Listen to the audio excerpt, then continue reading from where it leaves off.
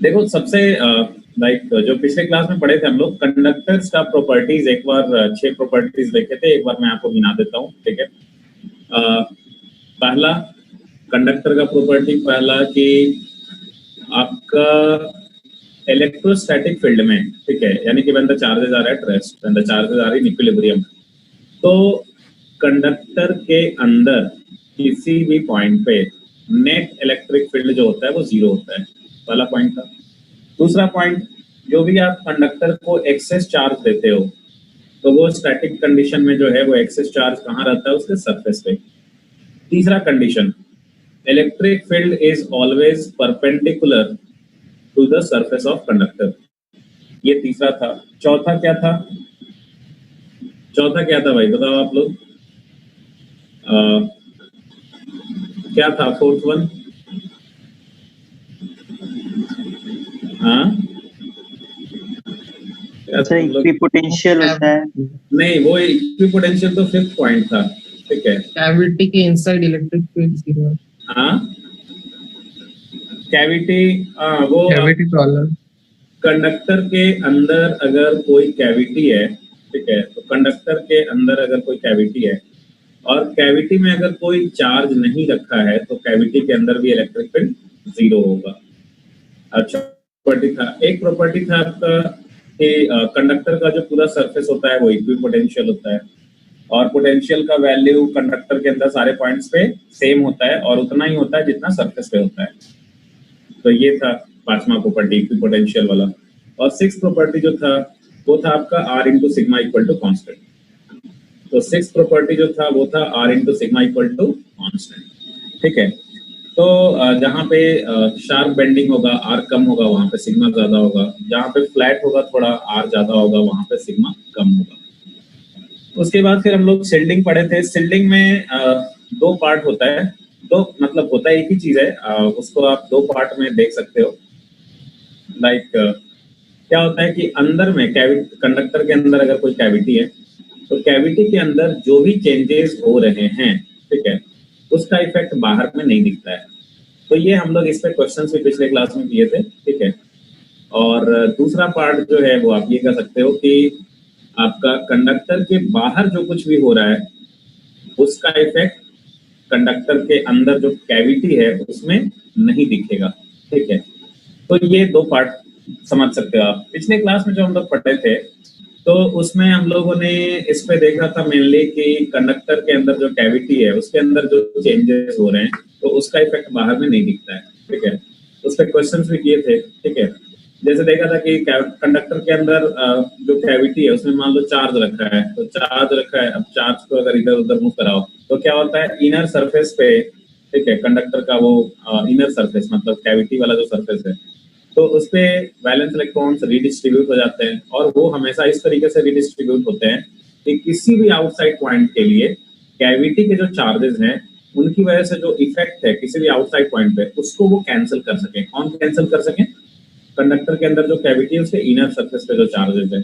तो ये सब चीज हम लोग देख चुके थे। आज जो है वो हम लोग देखेंगे कि आपका बाहर में जो कुछ भी हो रहा है उसका जो आपका इफेक्ट होता है वो अंदर नहीं दिखेगा, कंडक्टर कैविटी के अंदर नहीं दिखेगा।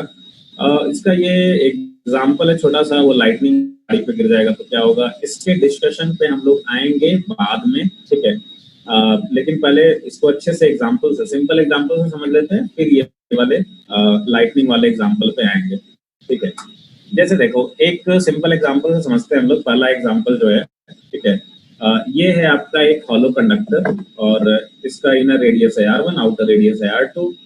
ये है आपका कैविटी। ठीक है, तो ये कैविटी है। अब आप ऐसे समझो, आप ऐसे समझो कि पहले ये जो चार्ज है वो नहीं था। ठीक है, पहले से यहाँ पे कहीं कोई चार्ज नहीं है। ठीक है, तो कहीं कोई चार्ज नहीं है, कंडक्टर पे कोई चार्ज नहीं है, कहीं पे कोई चार्ज नहीं है। ठीक है, बाहर में भी कोई चार्ज नहीं है। तो एक बात बताओ, अगर कहीं कोई चार्ज नहीं है तो अगर कहीं कोई चार्ज नहीं है तो क्या कंडक्टर के सरफेस पे कुछ वैलेंस इलेक्ट्रॉन्स, कुछ चार्जेस होंगे अपने आप से? कंडक्टर के सरफेसेस पे, यहाँ पे S1 पे, S2 पे, क्या कहीं पे कोई चार्ज होगा? कहीं पे क्या कोई चार्ज अपने आप से क्या इंड्यूस्ड होगा in absence of any electric field और in absence of any charge? क्या कहीं पे कोई भी चार्ज इंड्यूस्ड होगा? नहीं होगा। क्यों होगा? जब कोई इलेक्ट्रिक फील्ड नहीं है, जब कोई चार्ज नहीं है, कुछ भी नहीं है, तो फिर कहीं पे कोई आपका चार्ज वगैरह नहीं होगा। ठीक है, अब देखो, अब आपने क्या किया, अपने आप से कंडक्टर के सरफेस पे कोई चार्ज नहीं डेवलप होना है। अब आपने क्या किया कि एक प्लस क्यू को उठा करके लाया और प्लस क्यू को उठा करके लाए, यहाँ पे रख दिया आप ए पॉइंट पे। तो आप बाहर से जो है वो प्लस क्यू को लेके आए, ए पॉइंट पे रख दिया आपने। अब जैसे ही ये प्लस क्यू आया, ठीक है, तो जैसे ये प्लस क्यू आया तो क्या हुआ, वैलेंस इलेक्ट्रॉन्स जो हैं वो देखे अपोजिट नेचर के चार्ज को और दौड़े दौड़े इधर आ गए अट्रैक्ट होकर के, और इधर जो है वो वैलेंस इलेक्ट्रॉन्स आकर के जमा हो जाएंगे। तो इस पोर्शन पे जो है वो आपका हो जाएगा एक्सेस ऑफ वैलेंस इलेक्ट्रॉन्स। तो ये वाला पोर्शन हो जाएगा नेगेटिवली चार्ज। पूरा कंडक्टर न्यूट्रल था तो टोटल चार्ज जीरो था, जीरो ही रहना है। इधर अगर नेगेटिव गया है तो इस साइड में डेफिशिएंसी हो गया होगा, इस साइड में डेफिशिएंसी हो गया, इधर चार्ज आ गया आपका प्लस क्यू। ये इंडक्शन हुआ, इंडक्शन आपने पढ़ा था। ठीक है, तो इंडक्शन आपने पढ़ा था, ये आउटर सरफेस पे जो है इस तरीके से चार्जेस रिडिस्ट्रीब्यूट हुए। अब आपसे क्वेश्चन ये है कि इनर सरफेस पे भी क्या कोई वैलेंस इलेक्ट्रॉन्स वगैरह जमा होंगे या इनर सरफेस पे कुछ नहीं होगा? जब आप ये चार्ज को लेके आए प्लस क्यू को, ठीक है, तो आपका इंडक्शन की वजह से आउटर सरफेस पे तो देख रहे हो कि वैलेंस इलेक्ट्रॉन्स दौड़ करके गए, जमा हो गए उस साइड में, आपका राइट साइड में। तो आउटर सरफेस पे तो चार्जेस इंड्यूस्ड हुए हैं। ये जो इनर सरफेस है S1, उस पे क्या कुछ कहीं पे नेगेटिव कहीं पॉजिटिव ऐसा चार्जेस जमा होंगे या नहीं होंगे? सर आपने कहा था कि शील्डिंग इफेक्ट की वजह से बाहर के सरफेस में चार्जेस का कहीं पे कुछ भी भागा दौड़ी हो तो इनर सरफेस पे कोई फर्क नहीं पड़ता। हाँ, मुझको भी वही लगता है कि इनर सरफेस पे आउटर चार्ज फर्क नहीं पड़ना चाहिए ना वैसे, अगर रिवर्स लॉजिक लगाते हो। Very good, very good, very good. यही है शील्डिंग। ठीक है, शील्डिंग का कॉन्सेप्ट अपने को यही बताता है कि बाहर में पहले कोई चार्ज नहीं था, अभी आप चार्ज लेकर के आए। ठीक है, तो चार्ज लेकर के आए तो बाहर में चार्ज क्यों आ रहा है या जा रहा है या किधर मूव कर रहा है, बाहर में क्या हो रहा है, वो अंदर वाले को कुछ भी पता नहीं चलेगा। ये अंदर वाला जो जेल है, ठीक है, तो जेल के अंदर बाहर में क्या हुआ नहीं हुआ वो नहीं पता चलेगा, अंदर में कुछ भी चेंजेस नहीं आएंगे। तो अंदर में कैविटी के अंदर कोई भी चेंज नहीं आएगा। ठीक है, तो अंदर में कुछ पता ही नहीं चल रहा है कि भाई प्लस क्यू आ रहा है या कुछ हो रहा है या नहीं हो रहा है, कुछ भी नहीं पता चलेगा। तो अंदर में जो है वो कोई भी चेंज नहीं होगा और इनर सरफेस पे कोई चार्जेस वगैरह कुछ भी कहीं पे जमा नहीं होंगे। जैसा पहले था एकदम अंदर का सरफेस न्यूट्रल, हर पोर्शन बस वैसे का वैसे ही रहेगा। तो वैसे का वैसे ही रहेगा बिल्कुल, अंदर में कोई चेंजेस नहीं होंगे। जो भी चेंजेस होने हैं वो आपका आउटर सरफेस पे हो रहा है। बहुत बढ़िया, ये तो समझ में आया। ये है शील्डिंग, अच्छी बात है, ये समझ में आया। अब इसी पे थोड़ा सा और डिस्कशन करते हैं। मान लीजिए अंदर में कोई पॉइंट है P, ठीक है, तो लेट अस से कि अंदर में कोई पॉइंट है P। तो अंदर में कोई पॉइंट P है। अब आपसे कोई बोले कि अच्छा भाई एक बात बताओ, ये जो P पॉइंट है, P पॉइंट पे क्या प्लस क्यू की वजह से ये जो पॉइंट चार्ज रखा है ना ए पे, क्या इसकी वजह से क्या P पॉइंट पे कोई इलेक्ट्रिक फील्ड होगा या शील्डिंग की वजह से लाइक प्लस क्यू की वजह से P पॉइंट पे कोई इलेक्ट्रिक फील्ड नहीं होगा? बताओ भाई, आंसर दो। प्लस क्यू की वजह से P पॉइंट पे क्या कोई इलेक्ट्रिक फील्ड होगा या नहीं होगा? नहीं होगा आई थिंक, क्योंकि ई नेट आपने बोला जीरो है, तो इंड्यूस चार्ज प्लस क्यू के लिए अगर जीरो होता है तो इंड्यूस चार्ज ही तो नहीं है, तो क्यू के लिए भी जीरो होगा। आई एम नॉट आस्किंग कि P पे नेट इलेक्ट्रिक फील्ड होगा कि नहीं होगा। मैं कह रहा हूँ प्लस क्यू चार्ज की वजह से, ये जो प्लस क्यू चार्ज है इसकी वजह से P पे इलेक्ट्रिक फील्ड होगा या नहीं होगा? नहीं होगा। किसी भी पॉइंट चार्ज की वजह से P पे इलेक्ट्रिक फील्ड तो होना ही है। तो प्लस क्यू की वजह से P पे इलेक्ट्रिक फील्ड होगा ही होगा, और कितना होगा, KQ बाई डिस्टेंस का स्क्वायर AP का स्क्वायर, और डायरेक्शन जो है वो पॉजिटिव चार्ज है तो A से P की तरफ, away from the positive charge. तो प्लस क्यू की वजह से P पॉइंट पे इलेक्ट्रिक फील्ड डेफिनेटली होगा जो पॉइंट चार्ज की वजह से होता है KQ बाई R स्क्वायर। ठीक है, अच्छा अब आते हैं दूसरे पॉइंट पे। दूसरा पॉइंट मैं एक्चुअली एक पॉइंट और यहाँ पे घुसा देता हूँ, ठीक है, जस्ट वन सेकंड, मैं एक पॉइंट यहाँ पे और घुसाने जा रहा हूँ। ये आपका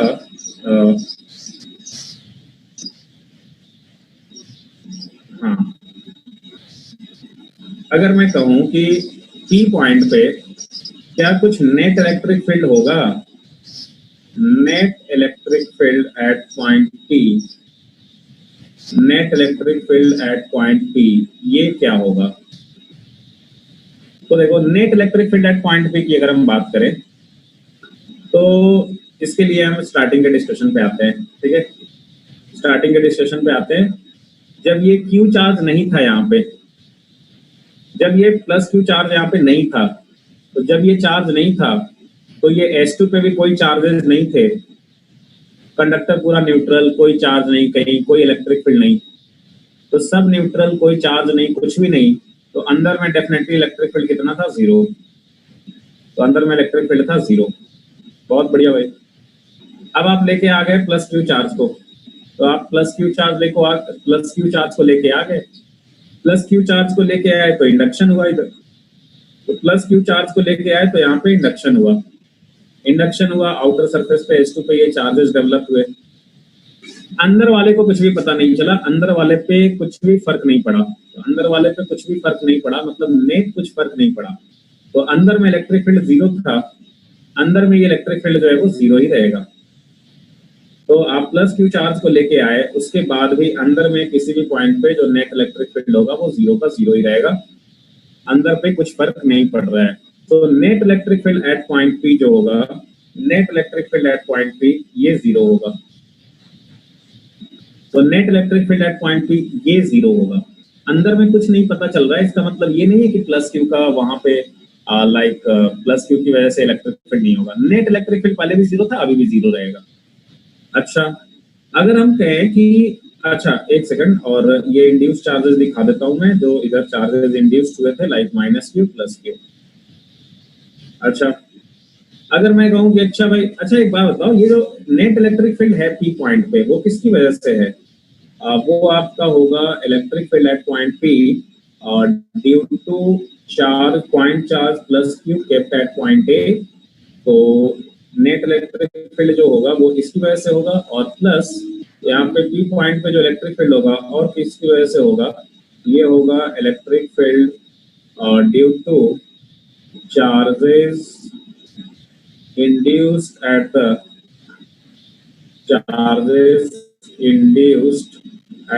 outer surface S2। तो S2 पे जो चार्जेस इंड्यूस्ड हुए उसकी वजह से होगा P पे इलेक्ट्रिक फील्ड, और ये जो पॉइंट चार्ज है आपका प्लस Q A पॉइंट पे रखा हुआ, ठीक है, इसकी वजह से इलेक्ट्रिक फील्ड होगा। तो ये सब मिला करके नेट इलेक्ट्रिक फील्ड जो है वो 0 होगा। अब हम आपसे अगर पूछे कि अच्छा भाई, ये जो S2 पे जो चार्ज है उसकी वजह से इलेक्ट्रिक फील्ड, अगर हम आपसे पूछें कि S2 पे जो चार्ज है उसकी वजह से P पॉइंट पे इलेक्ट्रिक फील्ड क्या होगा, तो ये देखो, आप यहाँ से आप क्या करोगे कि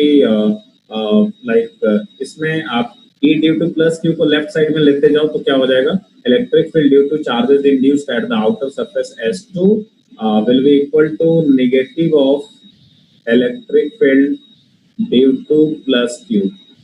तो ये क्या हो जाएगा, नेगेटिव इसका। तो electric field due to, so it will be negative of electric field due to plus Q कितना था, KQ बाई AP का होल स्क्वायर, और डायरेक्शन जो है वो A से P की तरफ, तो it would be like KQ by AP का होल स्क्वायर, और डायरेक्शन जो है वो P से A की तरफ।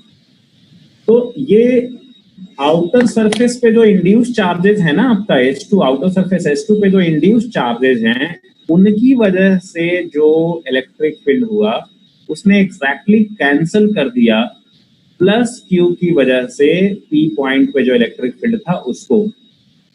तो ये आउटर सरफेस पे जो चार्जेस, आउटर सरफेस पे जो इंड्यूस चार्ज है ना, उसने ठेका ले रखा है, उसने ठेका ले रखा है कि भाई हम अंदर के किसी भी पॉइंट को हम सेफ गार्ड करके रखेंगे, वहां पे कुछ भी चेंजेस नहीं होने देंगे। तो बाहर में जो कुछ भी चेंजेस हो रहा है उस चेंज को अंदर के किसी भी पॉइंट पे नलीफाई हम करेंगे। ये आउटर सरफेस पे जो इंड्यूस चार्जेस हो रहे हैं उन्होंने ठेका ले रखा है। तो प्लस क्यू चार्ज जब लेके आए, अच्छा पहले प्लस क्यू नहीं था तो कुछ नहीं था, प्लस क्यू चार्ज लेके आए तो प्लस क्यू की वजह से पी पॉइंट पे इलेक्ट्रिक फील्ड हो गया, के क्यू आई एपी का होल स्क्वायर एपी कैप। तो आउटर सरफेस S2 पे जो इंड्यूस चार्जेस है उसने जो है वो प्लस क्यू के इलेक्ट्रिक फील्ड को एग्जैक्टली कैंसिल कर दिया, और नेट इलेक्ट्रिक फील्ड जो है पी पॉइंट पे वो वही का वही रह गया, जीरो जो पहले था जीरो वही रह गया। ठीक है, अब आउटर सरफेस पे अब देखो यहाँ पे क्या है कि अगर आप लाइक ये जो प्लस क्यू चार्ज है ना, इसको अगर आप मूव कराओ, ठीक है, ये प्लस क्यू चार्ज को मान लो आपने लिया और इसको इधर उधर मूव करा रहे हो, तो अगर आप इधर उधर मूव कराओगे तो क्या होगा कि प्लस क्यू चार्ज की वजह से पी पॉइंट पे जो इलेक्ट्रिक फील्ड होगा वो चेंज होगा। ठीक है, बिकॉज पी से ए का डिस्टेंस चेंज हो रहा है। अगर आप प्लस क्यू चार्ज को मूव करा रहे हो बाहर में तो पी पॉइंट से उसका डिस्टेंस चेंज होगा, तो प्लस क्यू चार्ज की वजह से पी पॉइंट पे इलेक्ट्रिक फील्ड भी चेंज होगा, तो इलेक्ट्रिक फील्ड चेंज होगा। अब आउटर सरफेस H2 पे जो चार्ज है उसने ठेका ले रखा है प्लस क्यू के इफेक्ट को कैंसिल करने के लिए। ठीक है, तो क्या होगा कि आउटर सरफेस पे जो इंड्यूस चार्जेस हैं वो भी फिर तुरंत रीडिस्ट्रीब्यूट हो जाएंगे। कितने टाइम में, कितना टाइम लगेगा उनको रीडिस्ट्रीब्यूट होने में? बहुत कम, like micro seconds, nano seconds के ऑर्डर का। और आउटर सरफेस पे जो इंड्यूस चार्ज हैं, तो जैसे जैसे आप प्लस क्यू चार्ज को मूव कराओगे, ठीक है, जैसे आप ऐसे समझो, एक एग्जांपल से ही समझा देता हूँ आपको। जैसे मान लो आपने प्लस क्यू चार्ज को जो है ना वो मूव करा के यहाँ पे लेके आ गए, ये बी पॉइंट पे लेटस से, तो अब बी पॉइंट पे लेके आ गए। अब बताओ, अब ये प्लस क्यू चार्ज की वजह से पी पे इलेक्ट्रिक फील्ड क्या हो जाएगा? अब हो जाएगा के क्यू बाई बीपी का whole square into BP cap. ठीक है, तो देखो जब ये ए पे था, जब ये चार्ज ए पे था तो एक खास तरीके का चार्जेस इंड्यूस्ड हुआ था आउटर सरफेस पे, और उसकी वजह से इलेक्ट्रिक फील्ड था के क्यू बाई एपी का whole square P A cap. अब जब क्या बोलते हैं, अब जब चार्ज बी पे आ गया, ठीक है, तो उसको अगर कैंसिल करना है तो वो आउटर सरफेस पे जो डिस्ट्रीब्यूशन है उनको चेंज होना ही पड़ेगा, क्योंकि जो पहले जो डिस्ट्रीब्यूशन है उसकी वजह से तो इलेक्ट्रिक फील्ड होता है के क्यू बाई एपी का whole square P A cap के डायरेक्शन में, तो वो तो आपका बी पे जब चार्ज रखा रहेगा उसके इलेक्ट्रिक फील्ड को कैंसिल नहीं कर पाएगा, राइट। तो अब बी पे जो चार्ज रखा है उसकी वजह से जो इलेक्ट्रिक फील्ड हो रहा है के क्यू बाई बीपी का होल स्क्वायर, उसको अगर कैंसिल करना है तो आउटर सरफेस के चार्जेस को, जो वैलेंस इलेक्ट्रॉन्स हैं, उनको फिर से रीडिस्ट्रीब्यूट होना पड़ेगा। तो आउटर सरफेस के वैलेंस इलेक्ट्रॉन्स जो हैं वो फिर से रीडिस्ट्रीब्यूट होंगे और बहुत ही कम टाइम में हो जाएंगे, नैनो सेकंड्स में, और वो फिर से नया इस तरीके का रीडिस्ट्रीब्यूट होंगे कि again now they will be able to cancel the electric field due to plus Q at point P. तो अब क्या हो जाएगा ना कि ये नया डिस्ट्रीब्यूशन जो है ना वो चेंज हो जाएगा। तो अगर आप चार्ज को बी पे ले जा करके रखोगे तो क्या होगा कि ये जो डिस्ट्रीब्यूशन है वो चेंज हो जाएगा, लाइक अब कुछ और हो जाएगा। जैसे मान लो कि ऐसा हो गया, सॉरी मान लो कि ऐसा हो गया, कुछ ऐसा, मान लो यहाँ पे माइनस क्यू डैश आ गया इधर, अच्छा स्क्रीन फ्रीज हो गया है, मैं इसको स्क्रीन फ्रीज हो जाता है कि भाई बच्चे बोर हो गए, 5 मिनट टाइम हो गया तो उनको थोड़ा सा 2 मिनट रिलैक्स होने के लिए दो। तो ये आउटर सरफेस पे जो चार्जेस है वो आपका रीडिस्ट्रीब्यूट हो जाएगा, और अब ये नए तरीके से रीडिस्ट्रीब्यूट इस तरीके से हुआ कि अब जो S2 आउटर सरफेस S2 पे जो चार्जेस हैं उनकी वजह से electric field at point P हो जाएगा के क्यू बाई बीपी का होल स्क्वायर। ठीक है, और डायरेक्शन हो जाएगा आपका बीपी के अपोजिट, ताकि वो फिर से कैंसिल कर सके और नेट इलेक्ट्रिक फील्ड फिर से पी पॉइंट पे 0 हो सके। तो ये सर हमने ये रीडिस्ट्रीब्यूशन का जो स्पीड है वो कभी मेजर करके देखा है, मतलब पॉसिबल है? रीडिस्ट्रीब्यूशन का जो स्पीड है वो एग्जैक्टली मान लो नहीं भी मेजर किया होगा तो एटलीस्ट इतना तो देखा ही होगा कि लाइक कितना टाइम लगता है माइक्रो सेकंड्स में, नैनो सेकंड वगैरह के ऑर्डर का। ठीक है, जैसे ये एक्चुअली मेजर किया गया है, ठीक है, मेजर किया गया है, और बताता हूँ कैसे मेजर किया गया है। ये आप देखो, ये आपका मान लो एक चार्ज है प्लस Q1, ठीक है, और यहाँ पे एक चार्ज है प्लस Q2। तो Q1 Q2 के बीच में फोर्स लग रहा है, Q1 Q2 के बीच में फोर्स लग रहा है, ये डिस्टेंस R है मान लो, तो F equal to K Q1 Q2 by R square. अच्छा, अब एक बात बताओ, मान लो अगर एक चार्ज को मूव कराते हो, आप एक चार्ज को मूव कराते हो, तो एक चार्ज को अगर मूव कराओगे तो क्या होगा, R चेंज होगा, R चेंज होगा तो फोर्स चेंज होगा, तो फोर्स चेंज होगा। तो साइंटिस्ट लोगों ने भाई ये देखा कि चेक करते हैं कि लाइक ये फोर्स तुरंत इंस्टेंटेनियसली चेंज हो जाता है, जैसे जैसे ही चार्ज Q1 को मूव कराया तो क्या वो इंस्टेंटेनियसली चेंज हो जाता है या फिर कुछ टाइम लगता है। तो उन्होंने ये ऑब्जर्व किया कि एक्चुअली कुछ टाइम लगता है, ठीक है। और कितना टाइम लगता है, टाइम इतना लगता है कि जितना लाइट को यहाँ से यहाँ जाने में टाइम लगता, लाइट का स्पीड वैक्यूम में कितना होता है c, तो जितना लाइट को आपका यहाँ से यहाँ जाने में मान लो टाइम लगता है t0, तो एक्चुअली यहाँ पे जो कुछ भी चेंजेस किया वो यहाँ पे t0 टाइम के बाद रिफ्लेक्ट होता है। तो t0 टाइम के बाद रिफ्लेक्ट होता है, तो t0 आपका कितना हो जाएगा, like distance by speed, sorry light का स्पीड 3 × 10⁸, तो ये डिस्टेंसेस तो कुछ ही मीटर्स में है, तो ये नियरली आपका 10⁻⁻8 सेकंड वगैरह के ऑर्डर का हो जाएगा, ठीक है। तो इतना कम टाइम लगता है, और यहीं से जो है वो लोगों ने लाइक पहले इलेक्ट्रिक फील्ड का कॉन्सेप्ट तो ऐसे ही डिफाइन कर दिया गया था, force per unit test charge, लेकिन बाद में लोगों ने जो है ना वो उसका इम्पोर्टेंस इस तरीके से लिया कि अच्छा भाई उस इलेक्ट्रिक फील्ड का और भी इम्पोर्टेंस है। उन्होंने इसी चीज को कैसे डिस्क्राइब किया, उन्होंने इसी चीज को ऐसे डिस्क्राइब किया लोगों ने कि अच्छा ये जो Q1 चार्ज है जरूर उसकी वजह से एक लाइक इलेक्ट्रिक फील्ड टाइप का चीज होता होगा यहाँ पे, और इलेक्ट्रिक फील्ड टाइप का चीज होता होगा K Q1 by R square, और ये इलेक्ट्रिक फील्ड जो है ना वो इस पे फोर्स लगाता होगा। तो अब अगर Q1 को मूव कराएंगे तो लोगों ने ऐसा विजुअलाइज किया, ठीक है, कि अच्छा ये आपका Q1 को मूव कराएंगे तो यहाँ से ये इलेक्ट्रिक फील्ड चेंज होगा और फिर ये वाला फोर्स चेंज होगा। तो इसीलिए तो सेम तो जो चीज यहाँ पे हुआ वही चीज आप सभी जगह यहाँ पे भी एप्लीकेबल कर सकते हो, ठीक है, कि अगर Q चार्ज को मूव कराएंगे तो क्या होगा कि उसकी वजह से फील्ड चेंज होगा, और फील्ड चेंज होगा तो कितना टाइम लगेगा उसको, जितना कि लाइट को जनरली ट्रैवल करने में टाइम लगता है, उस तरीके से।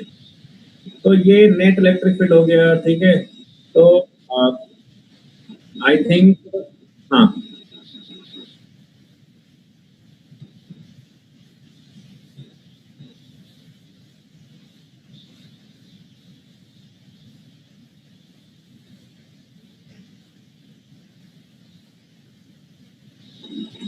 नहीं देखो, S2 के आपका आप अगर ये निगेटिव पॉजिटिव को देख रहे हो ना, ठीक है, जैसे ये निगेटिव पॉजिटिव को आप देख रहे हो, तो आप क्या सोच रहे हो, आप इस तरीके से सोच रहे हो कि अच्छा निगेटिव चार्ज की वजह से होता होगा इधर और पॉजिटिव चार्ज की वजह से होता होगा इधर, तो ये इंड्यूस चार्जेस की वजह से इलेक्ट्रिक फील्ड ऐसा होता होगा, और ये प्लस Q की वजह से जो है वो ऐसा है, तो कैंसिल कैसे होगा। तो ये देखो एक चीज बताते हैं आपको कि ये तो जो हमने -Q' लिया या +Q' लिया वो तो सिंबॉलिकली लिया कि कुछ तो चार्ज डिस्ट्रीब्यूशन है, ठीक है। अब -Q' जो है एग्जैक्टली चार्ज डिस्ट्रीब्यूशन कैसा हो रहा है वो तो आप नहीं जानते हो, दूसरा कोई कुछ इलेक्ट्रॉन्स तो है नहीं, ठीक है।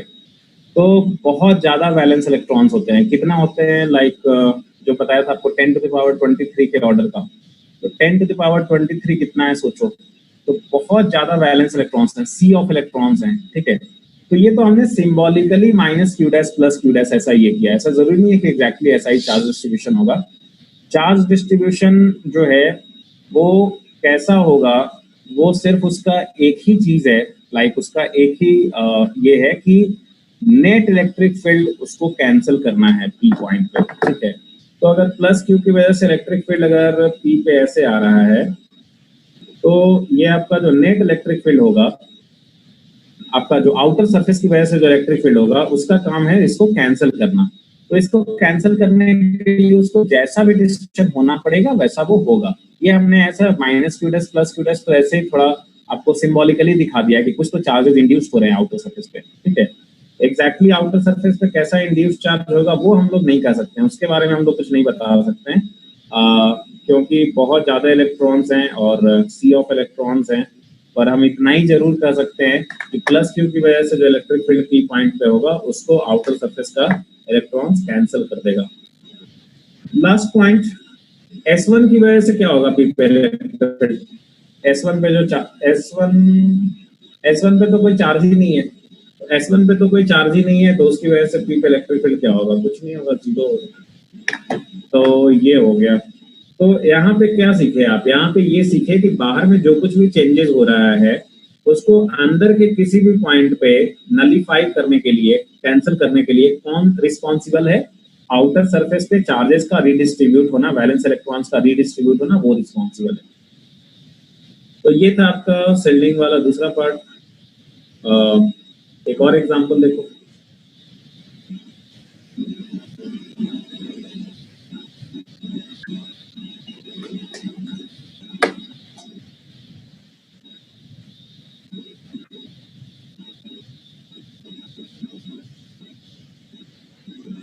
न्यूट्रल हॉलो कंडक्टर है। पहले मान लो इस रूम में कुछ नहीं था, फिर आपने जो है external electric field switch on कर दिया। तो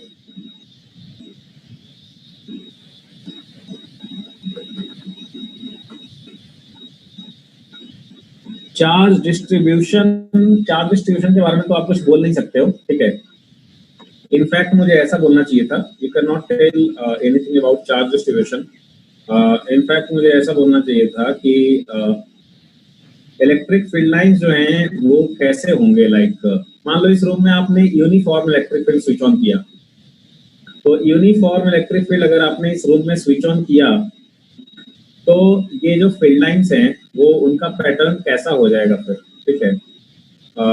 draw the pattern of electric field lines.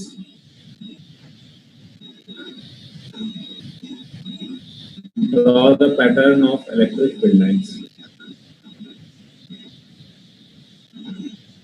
Electric field lines का पैटर्न कैसा होगा? कैसा होता होगा? देखो ये आप बना सकते हो। लाइक इस टाइप का देखा है हमने फिगर पहले, इस टाइप का फिगर तो हमने पहले देखा ही है।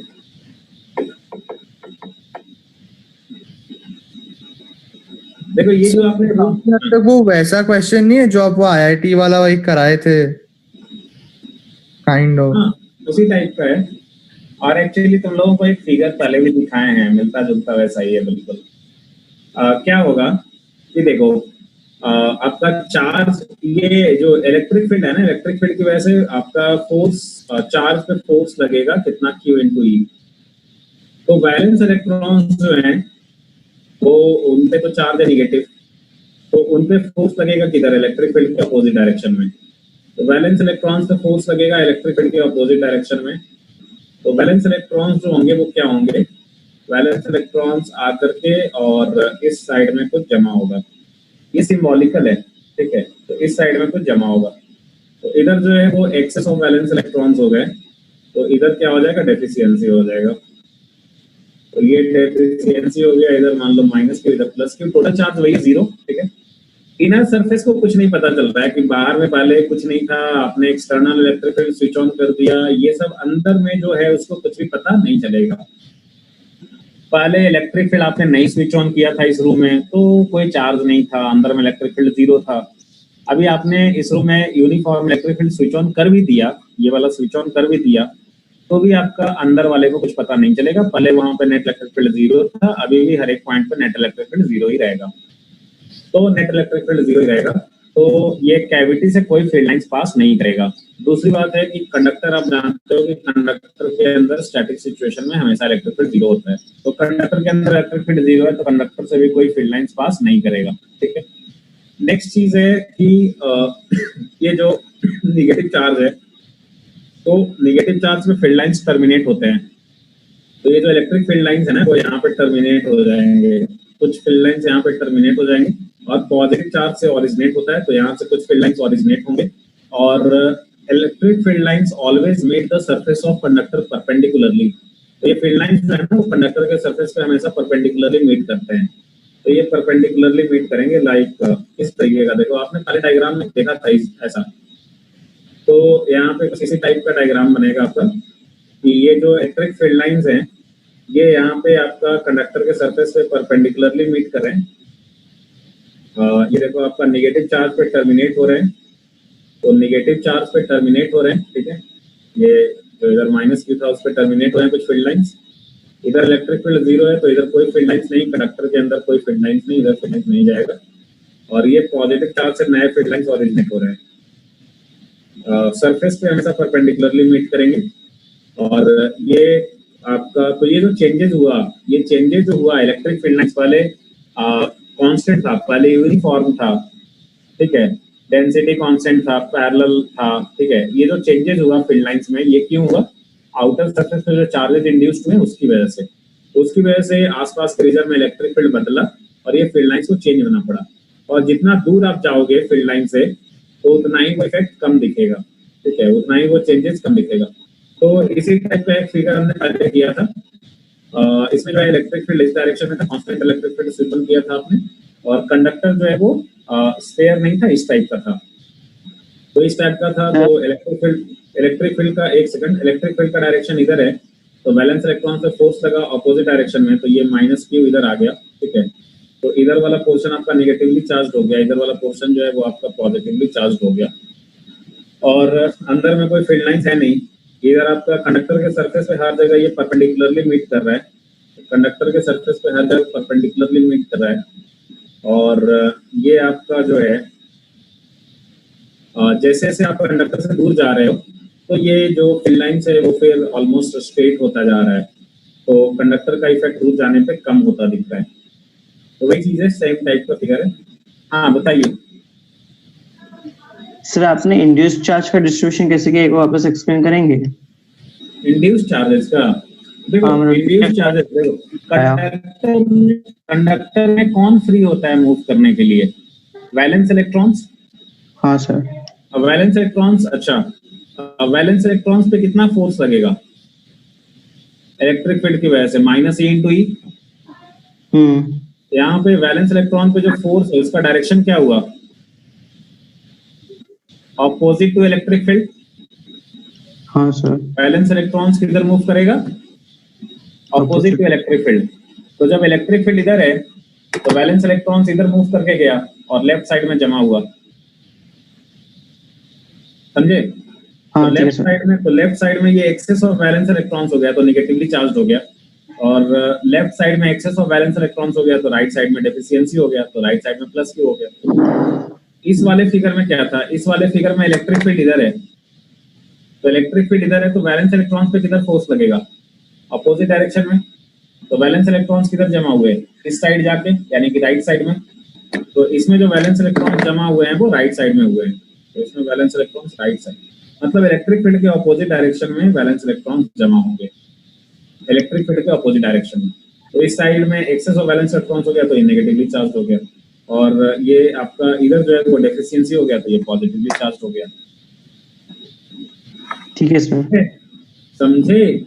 हाँ सर। आगे बढ़े? हाँ सर, आगे बढ़ते हैं।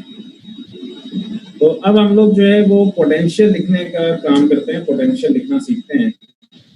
यहाँ पे 3 कॉन्सेंट्रिक स्फेरिकल सेल्स हैं, तीनों इंसुलेटिंग है, इंसुलेटर है।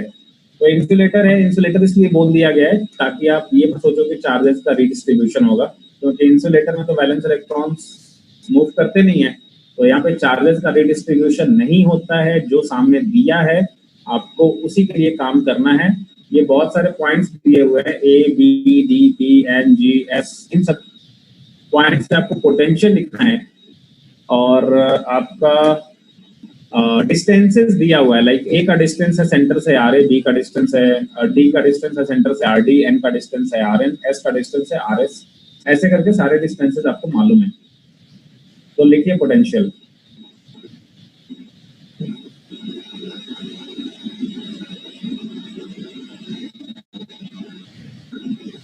हम लोग पहले पढ़ चुके हैं कि पोटेंशियल कैसे लिखा जाता है।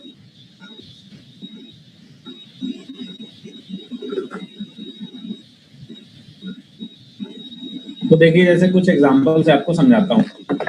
हमने पढ़ा था शेल थ्योरम और वहां से यूनिफॉर्मली चार्ज स्फेरिकल शेल की वजह से पोटेंशियल लिखना हम लोग जानते हैं, ठीक है। तो यूनिफॉर्मली चार्ज स्फेरिकल शेल की वजह से पोटेंशियल जानते हैं कि यूनिफॉर्मली चार्ज स्फेरिकल शेल के अंदर के किसी भी पॉइंट पे पोटेंशियल होता है kq/a, where a is the radius of the sphere. तो अंदर के सारे पॉइंट्स पे पोटेंशियल कांस्टेंट होता है और कितना होता है kq/a, a is the radius of the sphere. और बाहर के पॉइंट्स के लिए चार्ज जो है it behaves as if sphere पे जो चार्जेस हैं they behave as if they are concentrated at the center. तो इसी चीज का यूज करते हैं हम लोग और ये पोटेंशियल लिखते हैं लेट अस से a पॉइंट पे। तो देखो a पॉइंट पे पोटेंशियल लिखना है। अब ध्यान से देखोगे ये स्क्रीन फ्रीज हो गया है, ये बोल रहा है कि नया क्वेश्चन है तो थोड़ा सा बच्चों को 2 मिनट का क्या दीजिए ब्रेक, ठीक है। तो ये आपका जो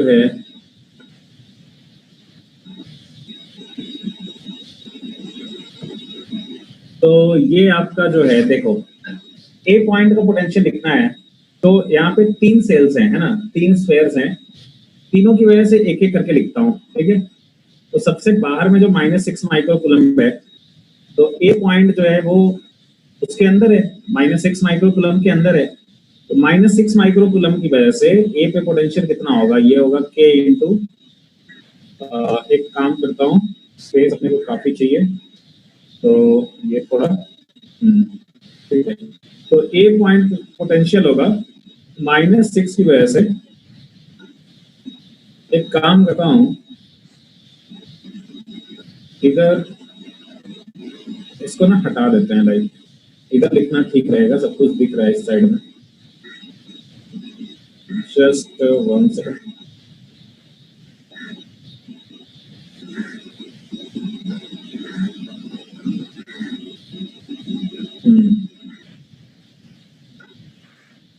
ये आपका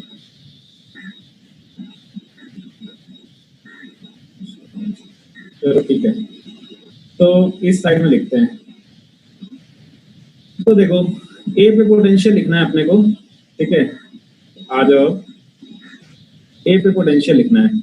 तो -6 माइक्रो कूलम जो चार्ज है उसके लिए ए अंदर है, तो -6 माइक्रो कूलम की वजह से क्या होगा potential, k into -6 by radius of the sphere. तो रेडियस ऑफ द स्फीयर है r3, है ना। तो इनसाइड पॉइंट पे पोटेंशियल क्या होता है, kq/a, a is the radius of the sphere. ये सोमनाथ कर्मकर तो नाम सुना लग रहा है। हाँ सर, सुना ही है नाम, देखा नहीं है।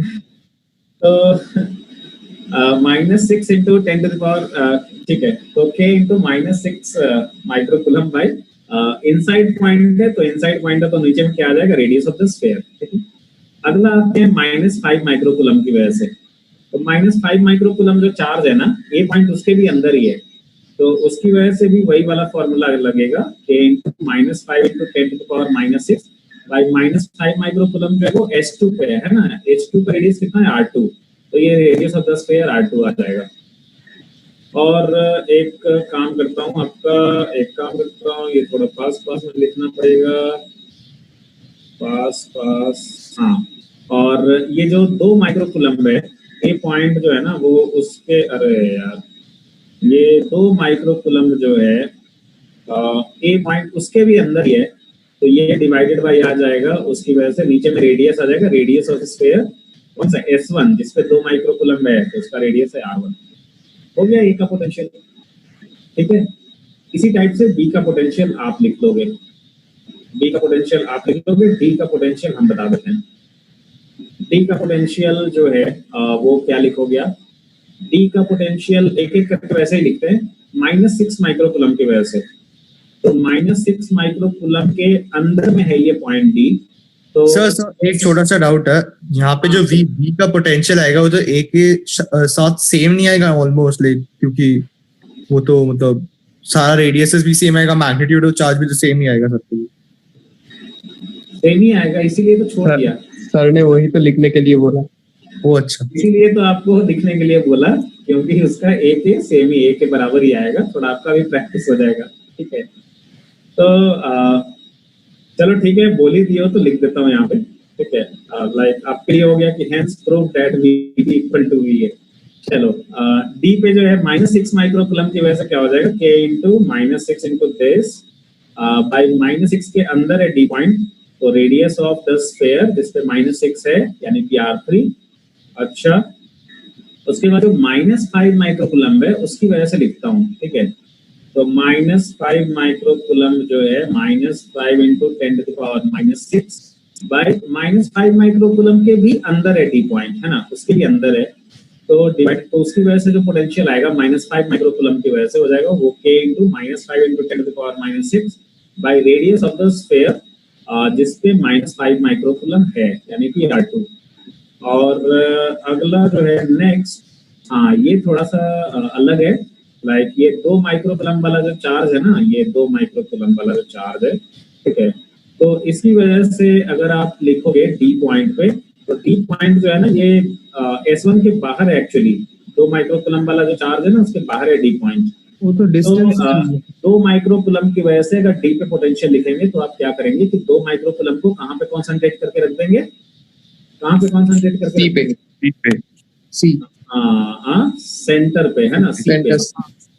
तो सेंटर पे, तो 2 माइक्रोकूलम के लिए डी जो है वो आउटसाइड पॉइंट है, तो आप 2 माइक्रोकूलम को जो है ना वो सेंटर सी पे कॉन्सेंट्रेट करके रख देंगे, तो उसकी वजह से पोटेंशियल क्या हो जाएगा, के इंटू 2 माइक्रोकूलम बाई सेंटर से डी का डिस्टेंस, तो सेंटर से डी का डिस्टेंस दिया हुआ है आर डी, तो ये आएगा आर डी।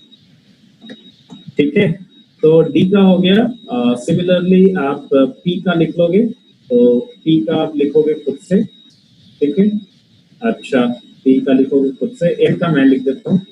तो एन का अगर हम लिखेंगे हम लोग, तो एन का जो है वो क्या होगा यार, एन का होगा बताओ, आपका -6 माइक्रोकूलम की वजह से, -6 के अंदर है ना एन पॉइंट, -6 के तो अंदर है, तो -6 की वजह से क्या होगा, के इंटू इतना -6 microcoulomb by radius of sphere 3R3। और उसके बाद आते हैं 5 माइक्रोकूलम वाले की वजह से, -5 माइक्रोकूलम जो है ना वो S2 पे है, और एन पॉइंट जो है वो S2 के बाहर है, तो N point is outside S2।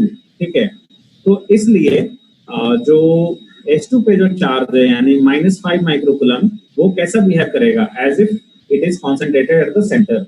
तो -5 माइक्रोकूलम की वजह से जो पोटेंशियल होगा एन पे, तो क्या करेंगे, -5 को सेंटर पे कॉन्सेंट्रेट करेंगे, तो सेंटर से एन का डिस्टेंस हो गया Rn, तो Rn, और 2 माइक्रोकूलम की वजह से क्या होगा, 2 माइक्रोकूलम वाले स्फीयर के भी बाहर है एन पॉइंट, तो 2 माइक्रोकूलम को भी सेंटर पे कॉन्सेंट्रेट कर देंगे, तो सेंटर से एन का डिस्टेंस हो गया Rn।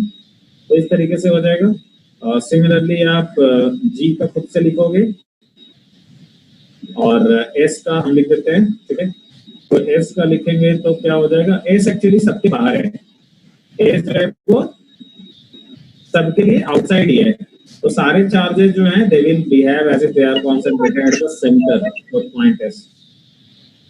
कोई कुछ बोल रहा है क्या, कोई कुछ बोल रहा है?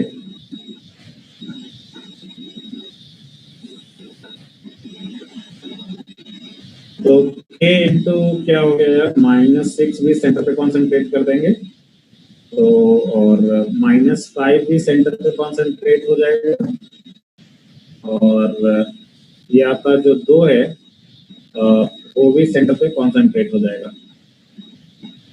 बस हो गया आंसर। तो अच्छा, इस चीज ये क्यों करवाया ये क्वेश्चन, क्योंकि इस तरह का ना बहुत यूज पड़ता है, आपको बहुत काम पड़ता है, बहुत जगह ऐसे क्वेश्चंस में आपको पोटेंशियल लिखने का जरूरत पड़ता है। तो ये जो है you should be expert in it. कुछ भी डाउट है आप अभी पूछ लो, क्योंकि आप मान के चलो अगर अभी क्लियर नहीं है तो आगे आपको दिक्कत होगा कुछ अच्छे अच्छे क्वेश्चंस में। तो आप एक बार इसको देख लीजिए और कोई दिक्कत है तो पूछ लीजिए। और आज तो बहुत अच्छे आ गए हैं।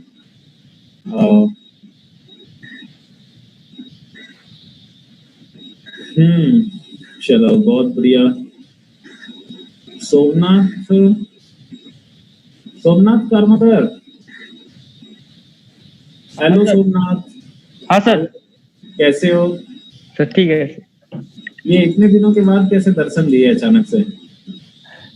सर अब क्या बोले सर, छोड़िए ना, आज से स्टार्ट किया है तो अभी रेगुलर आएगा। हाँ आज से स्टार्ट किया तो अभी रेगुलर आएगा। अच्छा चलो कोई बात नहीं, आज से स्टार्ट किए तो आज से ही रेगुलर। पर अभी तो हम लोग इलेक्ट्रोस्टैटिक्स खत्म करने वाले हैं, तो अभी तो तुम्हें दिक्कत आएगा समझने में। हाँ सर, तो बाकी यूट्यूब से देख लेगा। हाँ यूट्यूब से देख लेगा। यूट्यूब से देख ले लोगे, अच्छा ठीक है, ओके सर। बढ़िया है। ये वाला नहीं है क्या यूट्यूब पे? ये वाला? हाँ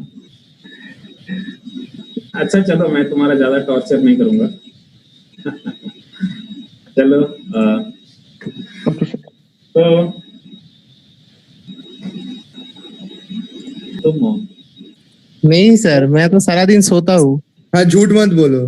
हाँ सर 4-5 बजे तक पढ़ता होगा रात को। जब भी कोई पूछता है 2-3 बजे को रिप्लाई हाँ। आता है। हाँ तो चलो नेक्स्ट जो है वो हम लोग आते हैं इस क्वेश्चन पे।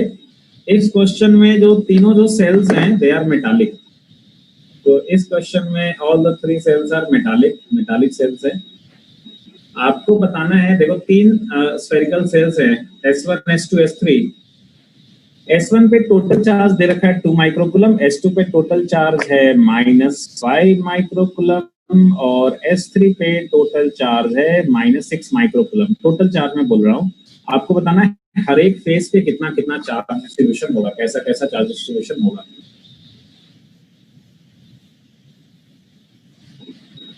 हाँ स्फेयर जो है वो अलग चीज हो गया, मेटालिक जो है वो अलग चीज हुआ।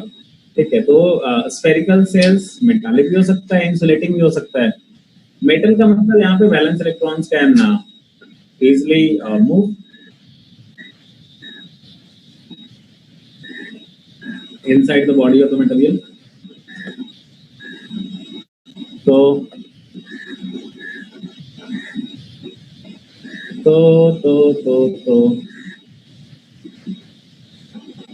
देखो अरिन भी मुस्कुरा रहा है।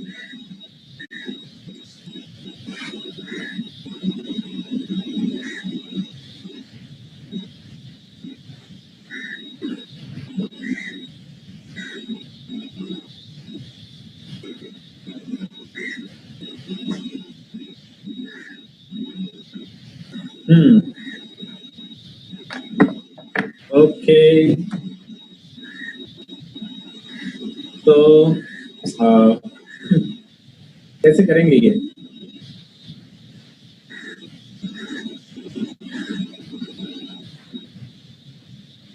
ये कैसे करेंगे?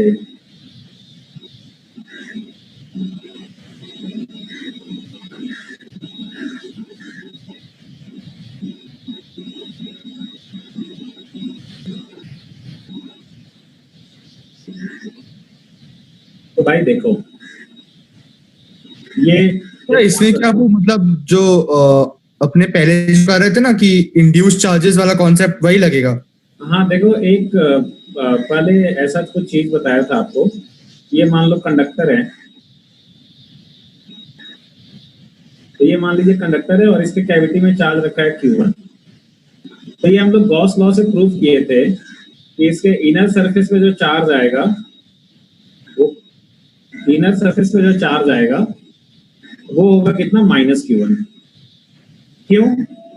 ये गॉस लॉ से प्रूव किए थे हम लोग कि अगर हम एक गॉसियन सरफेस लें तो इससे जो ये अगर हम इमेजिनरी गॉसियन सरफेस लें तो इमेजिनरी गॉसियन सरफेस में तो इससे फ्लक्स जो है वो 0 आता है। तो इसे टोटल फ्लक्स जीरो आता है, तो चार्ज इनक्लोज जो है वो टोटल चार्ज इनक्लोज इसके अंदर जीरो होना चाहिए। तो अगर ये Q1 है तो माइनस Q1 हो जाएगा। अगर मान लो यहाँ पे मान लो कैविटी में बहुत सारे चार्जेस हैं, लाइक लेट अस से कैविटी में चार्ज है, मान लो कैविटी में बहुत सारे चार्जेस हैं, लेट अस से Q1 है, माइनस Q5 है, लेट अस से प्लस Q6 है, प्लस Q6 है। तो इसमें कैविटी के इनर सरफेस पे जो इंड्यूस चार्ज होगा, कैविटी के इनर सरफेस पे ये जो इंड्यूस चार्ज होगा ये कितना हो जाएगा, ये ऐसा होना चाहिए कि total charge enclose by this black वाला गॉसियन सरफेस ये जीरो होना चाहिए। तो इसमें जो चार्ज आ जाएगा वो कितना हो जाएगा, Q1 के बदले माइनस Q1, माइनस Q5 की जगह प्लस Q5 और ये माइनस Q6। तो एक ही सा फंडा है, एक ही फंडा है कि ये क्या बोलते हैं, कैविटी के जस्ट बाहर यानी कि मेटल में जो आपने ब्लैक कलर का गॉसियन सरफेस लिया है उसके अंदर टोटल चार्ज इनक्लोज जीरो होना चाहिए। बस एक ही फंडा है, ठीक है, एक ही फंडा है। चलो ठीक है, तो इसको मिटाते हैं, वापस आते हैं। ओके ओके ओके ओके, चलो ठीक है, यहाँ पे आते हैं, यहाँ पे एक एक करके आते हैं यार, देखो ध्यान से। ये कैविटी में तो कोई चार्ज रखा नहीं है, यहाँ पे कैविटी में कोई चार्ज नहीं है, कैविटी में तो कोई चार्ज नहीं रखा है। S1 एक स्फेरिकल शेल है, तो S1 पे चार्ज दिया है +2 माइक्रोकूलम। तो किसी कंडक्टर पे जो भी चार्ज देते हैं वो उसके आउटर सरफेस पे आता है, जो भी एक्सेस चार्ज होता है वो आउटर सरफेस पे आता है। S1 को जो आपने +2 माइक्रोकूलम दिया वो S1 के आउटर सरफेस पे आया हुआ है, एकदम मजे में, इसमें कोई दिक्कत नहीं है, सही है। तो जो भी चार्ज आपने S1 को दिया 2 माइक्रोकूलम वो S1 के आउटर सरफेस पे है। चलो भाई ये तो ठीक है, समझ में आता है। अब आते हैं हम लोग इस पे, अब आते हैं S2 पे। तो S2 जो है, S2 के इनर सरफेस पे चार्ज आ जाएगा, देखो इधर है +2 माइक्रोकूलम, तो S2 के इनर सरफेस पे चार्ज आएगा कितना बताओ, S2 के इनर सरफेस पे चार्ज आएगा कितना, -2 माइक्रोकूलम। और S2 को टोटल आपने दे रखा था -5, तो टोटल दे रखा था -5, उसमें अंदर वाले में गया -2, तो बाहर वाले में आएगा -3, तो बाहर वाले में आएगा S2 के बाहर वाले में आएगा -3, और S2 के बाहर वाले पे आएगा -3। अब ये -2 और -3 मिल करके टोटल हो गया -5, ठीक है, तो टोटल -5 हो गया। अब लाइक किसी के मन में ऐसा डाउट है क्या कि S1 पे 2 माइक्रोकूलम में, तो S2 के इनर सरफेस पे -2 ही क्यों आया, ऐसा क्या मन में कुछ डाउट है कि, तो आगे बढ़े या उसको एक्सप्लेन करें कि S2 के इनर सरफेस पे -2 ही क्यों आया। चलो कितने लोगों को क्लियर है कि S2 के इनर सरफेस पे -2 है, S3 के इनर सरफेस पे, ठीक है, माइनस आएगा ना प्लस आएगा, क्या आएगा पता नहीं। S3 के इनर सरफेस पे कितना आएगा, प्लस का ऑप्शन नहीं है टैब पे। अच्छा प्लस नहीं है तो कोई बात नहीं, आप सिर्फ वैल्यू लिख दो, ठीक है, value will also work. Everyone please reply on chat. S3 के इनर सरफेस पे कितना होगा, चार्ज 3 होगा, +3 होगा या +5 होगा। इतने समझदार हो गए रहते हैं लोग, सही है। चलो सबका आंसर सही है, मतलब कोई गलती किया ही नहीं है, वाह बहुत बढ़िया, तुम लोग में जबरदस्त परिवर्तन आया है। तो ये आपका जो है S3 के इनर सरफेस पे चार्ज आएगा +3, S3 के इनर सरफेस पे चार्ज आएगा +3। इधर S2 के आउटर पे -3 था, तो S3 के इनर पे +3 आएगा। अच्छा क्यों आएगा +3, जिस तरीके से प्रूफ किया था ना उसी तरीके से आप प्रूफ करके देख सकते हो हमेशा। तो जिस तरीके से प्रूफ किया था पहले उसी तरीके से आप प्रूफ करके हमेशा देख सकते हो। लाइक मान लो ऐसे समझ लो आप, S3 का सरफेस थोड़ा मोटा है, मतलब कुछ तो थिकनेस मान लो आप, तो कुछ तो थिकनेस मान लो। कोई अगर बोले कि अच्छा भाई देखो हमें समझ में नहीं आ रहा है, तुम्हें तो अच्छे से आ गया यार, तो हमें थोड़ा समझा दो, तो क्या करोगे आप, बोलोगे अच्छा देखो बहुत सिंपल है, S3 जो है वो कंडक्टर है ना, मान लो इसका कुछ थिकनेस है, तो आप क्या करो कि एक गॉसियन सरफेस ले लो, ये रेड कलर का, और ये ऐसा लो कि बिल्कुल ये इसके सारे पॉइंट्स ना कंडक्टर के अंदर होने चाहिए, तो S3 के अंदर होने चाहिए। तो आप बोलोगे देखो ये गॉसियन सरफेस ले लो आप, इसके सारे पॉइंट जो है वो S3 के अंदर होने चाहिए, कंडक्टर के अंदर होने चाहिए। तो आप बोलोगे देखो इसके सारे पॉइंट्स ना कंडक्टर के अंदर हैं, ये गॉसियन सरफेस के, तो इसके हर एक जगह पे इलेक्ट्रिक फील्ड 0 है, तो इसके लिए जो closed integral E dot ds आएगा वो 0 आएगा। तो closed integral E dot ds 0 आएगा, तो charge enclosed by epsilon not भी इसके लिए 0 होना चाहिए। दैट मींस इसके अंदर चार्ज इनक्लोज्ड 0 होना चाहिए, तो इसके अंदर चार्ज इनक्लोज्ड 0 होना चाहिए। ये हम लोग देखे थे इस तरीके से पहले, ठीक है। तो ये जो लाल कलर का आपने ब्लू के अंदर बनाया गॉसियन सरफेस, उसके अंदर चार्ज इनक्लोज्ड 0 होना चाहिए, टोटल चार्ज इनक्लोज्ड। उसके अंदर टोटल चार्ज इनक्लोज्ड कितना है, उसके अंदर ये लाल वाले के अंदर टोटल चार्ज इनक्लोज्ड कितना है, +2 है, -2 है, ये कैंसिल होकर ऐसे ही 0 हो गया। इधर -3 है तो इधर +3 अगर हो जाए बस 0 हो जाएगा। तो इसलिए S3 के इनर सरफेस पे चार्ज आना चाहिए +3, तो S3 के इनर सरफेस पे चार्ज आएगा +3, S3 के इनर सरफेस पे चार्ज आएगा +3। ओके, सो S3 के इनर सरफेस पे चार्ज आ गया +3। अब एक बात बताओ, S3 पे आपने टोटल कितना दिया था, आपने टोटल दिया था -6, तो S3 पे आपने टोटल दिया था -6, अंदर में चला गया +3, तो बाहर में कितना होगा, अंदर में चला गया +3, टोटल होना है -6, तो बाहर में कितना होगा, बाहर में होगा -9, तो S3 के बाहर होगा -9 माइक्रो, बस हो गया। तो टोटल उसका हो गया -9 + 3 -6। तो इस तरीके से आपने चार्ज डिस्ट्रीब्यूशन निकालना सीख लिया। बहुत बढ़िया भाई, बहुत बढ़िया बहुत बढ़िया बहुत बढ़िया। अब जो है आप अगला क्वेश्चन बनाइए। नेक्स्ट क्वेश्चन ऐसा है आपका,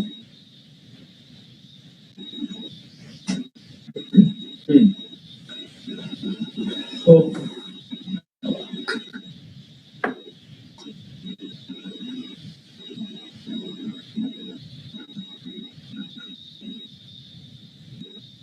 दो स्फेरिकल शेल है S1 और S2, दोनों पे चार्ज दे रखा है, चार्ज डिस्ट्रीब्यूशन नहीं दिया था, उसका कोई जरूरत है भी नहीं, ऐसे ही टोटल चार्ज दिया है कि S1 पे टोटल चार्ज है Q1, S2 पे टोटल चार्ज है Q2। अगर दोनों शेल्स को कनेक्ट कर दें तो फाइनल चार्ज डिस्ट्रीब्यूशन क्या होगा।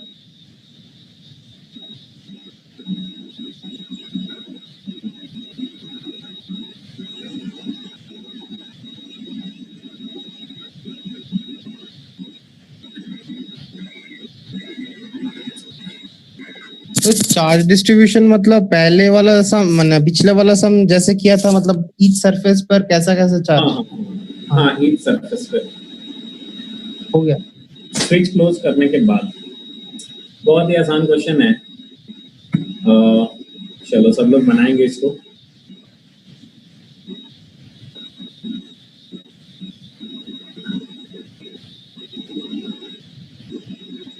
ओके ओके, चलो ये बताता हूँ, बहुत आसान है इसलिए ये बताना स्टार्ट कर देते हैं। वैसे कितने लोगों का हो गया, कितने लोगों का हो गया, आप एक काम करो, आप S1 पे सिर्फ चार्ज बता दो, चैट में बता दो S1 पे कितना चार्ज आएगा। स्विच क्लोज करने के बाद आप चैट में लिख दो, प्राइवेटली लिखना कि S1 पे स्विच क्लोज करने के बाद S1 पे कितना चार्ज आएगा, ये आप लिख दोगे चैट में, तो हमें समझ में आ जाएगा कि आपका सही है या गलत है। चैट में लिख दीजिए जिनका हो गया है कि S1 पे स्विच क्लोज करने के बाद S1 पे कितना चार्ज होगा।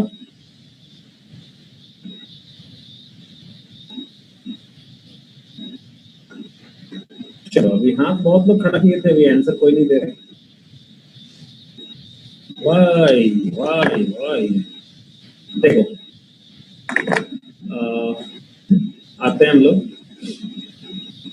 ओके ओके ओके,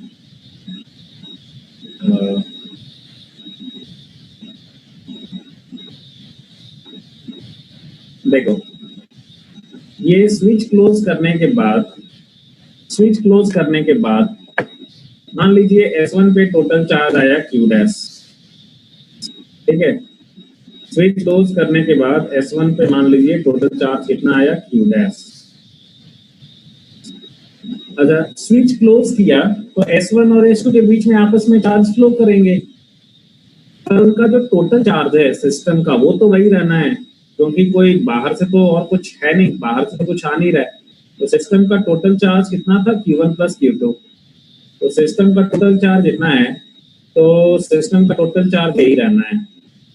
तो अगर अंदर वाले पे मान लीजिए कि स्विच क्लोज करने के बाद अगर अंदर वाले पे चार्ज आता है Q डैश, अंदर वाले पे S1 पे टोटल चार्ज है Q डैश, तो S2 पे जो टोटल चार्ज होगा वो क्या होगा, Q1 plus Q2 minus Q dash. क्या क्या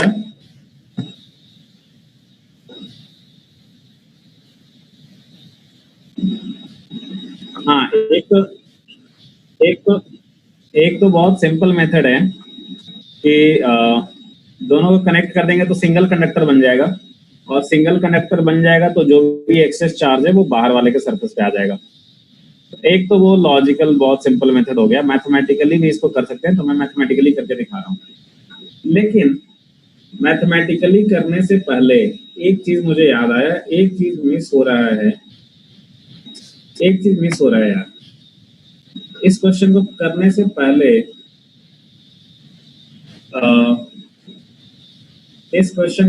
से पहले हम लोग जो है वो एक दूसरा क्वेश्चन करेंगे।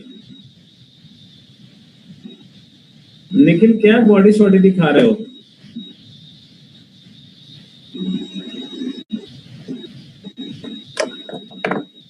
अरे सर वो मेरा दूसरा वाला टैब था जो वो उसका बैटरी खत्म हो गया ना, तो नया वाले में डाला।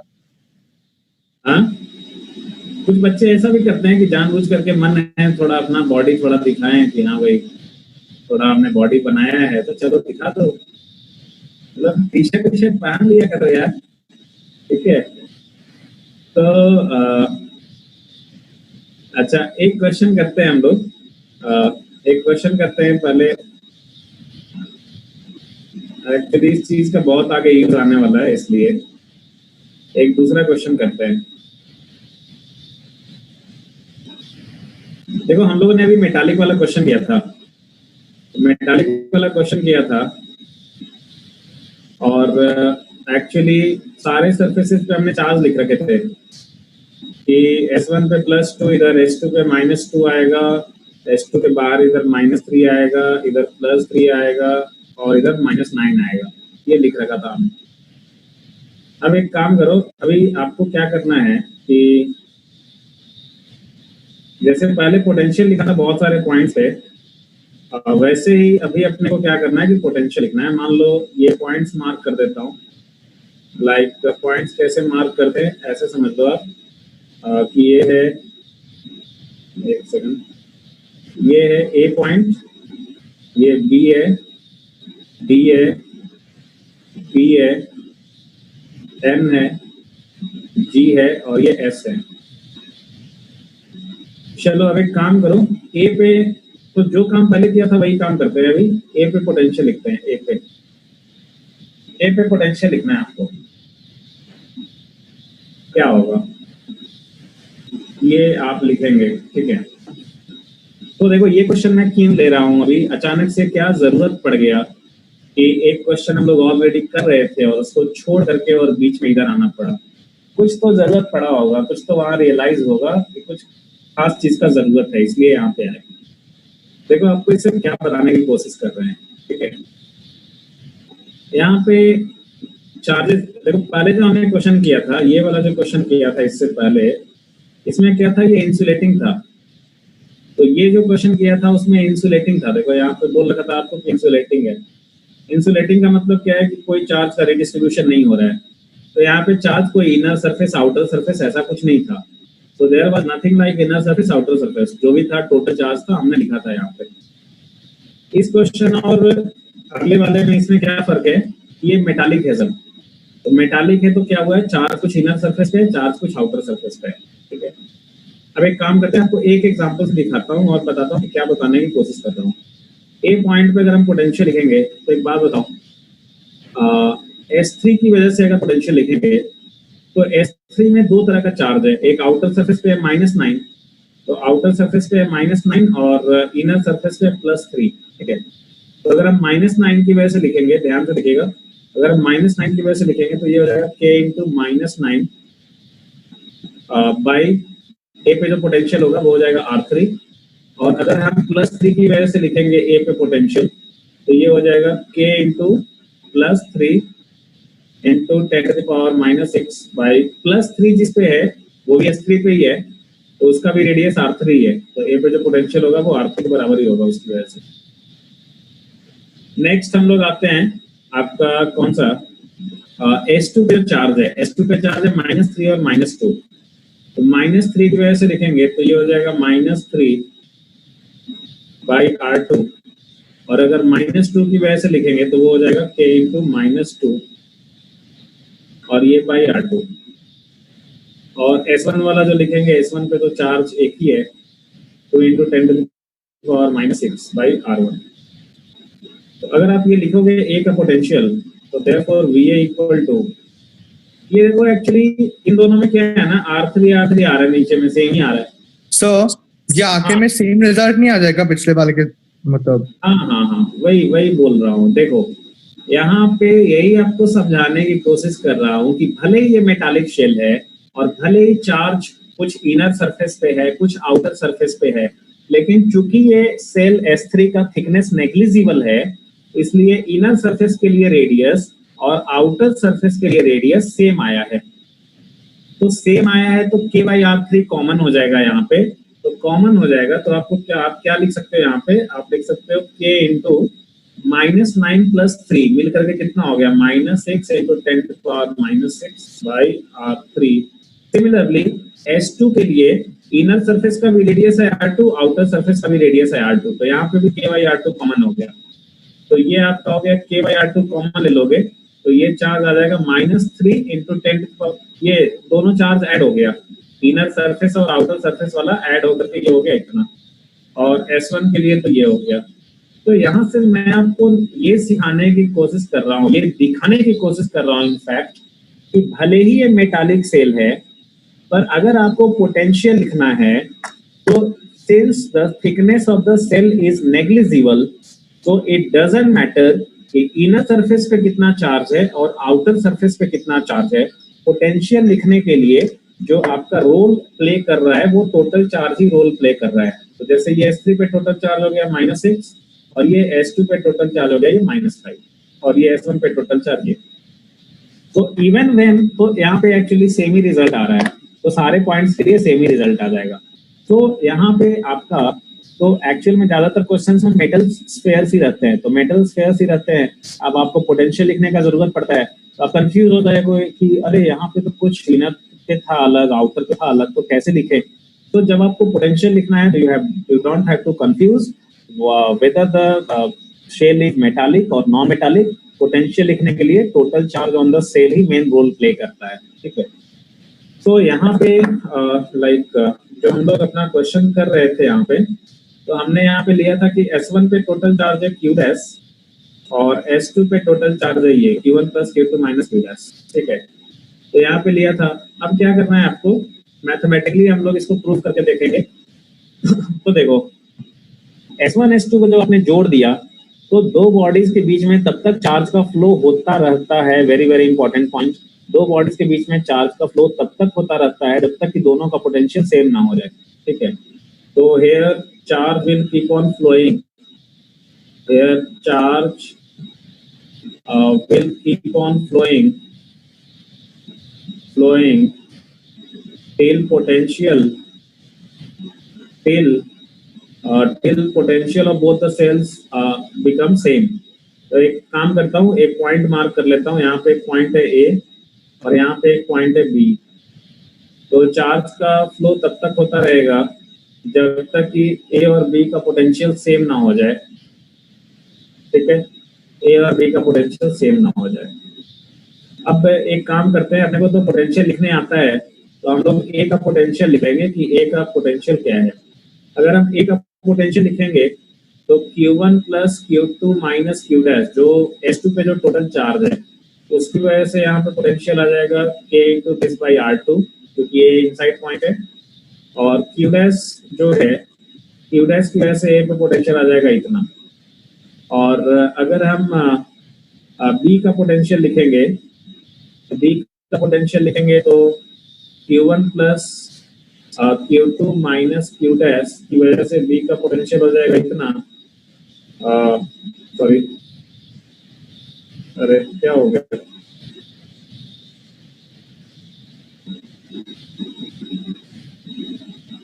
ये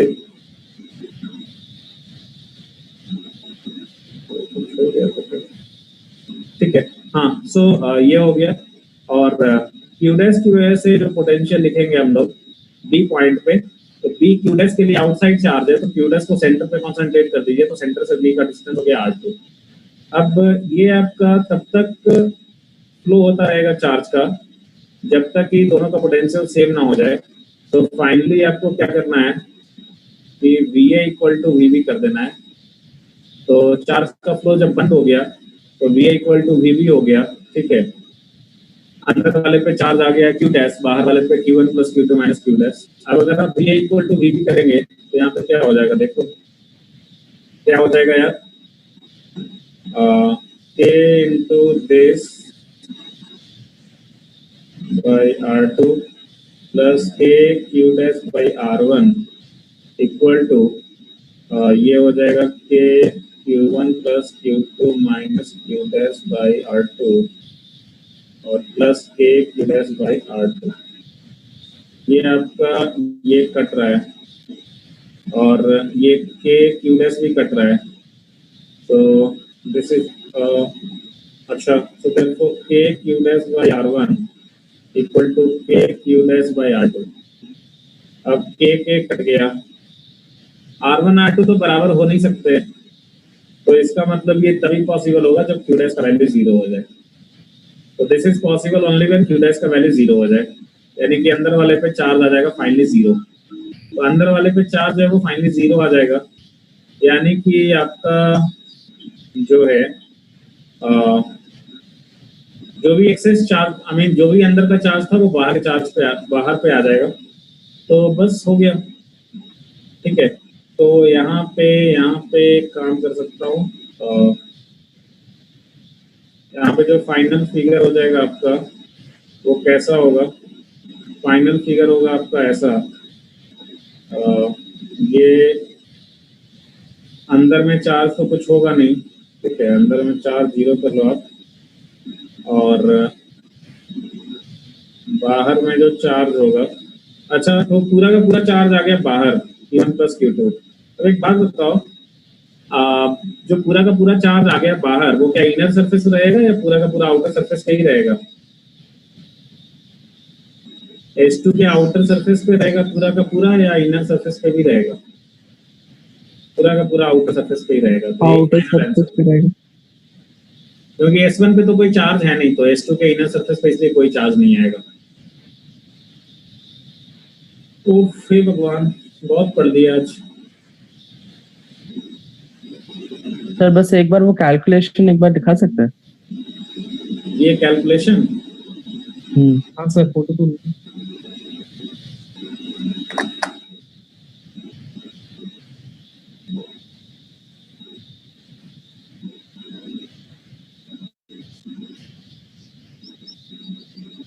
सर एक चीज समझ में नहीं आया, एक बार एक्सप्लेन कर देंगे कि हम लोग Q1 plus Q2 minus Q dash क्यों ले रहे हैं, मतलब वो कहाँ पे और क्यों ले रहे हैं? ये देखो, जब दोनों सेल्स को कनेक्ट कर दिया तो दोनों के बीच में चार्ज का फ्लो होगा। जी सर। तो दोनों के बीच में चार्ज का फ्लो होगा तो क्या होगा कि फिर हम लोग बता नहीं पाएंगे कि फाइनली जब चार्ज का फ्लो बंद हो गया तो कौन से शेल पे कितना चार्ज है वो हम लोग नहीं बता पाएंगे। जी सर। तो हमने कुछ मान लिया है कि भाई मान लो कि after closing the switch finally जब चार्ज का फ्लो बंद हो गया तो S1 पे टोटल चार्ज है Q डैश, ये हमने एज्यूम कर लिया है। जी सर। ठीक है, लेट का मतलब एज्यूम ही होता है, तो फिर से लिखने का जरूरत नहीं है।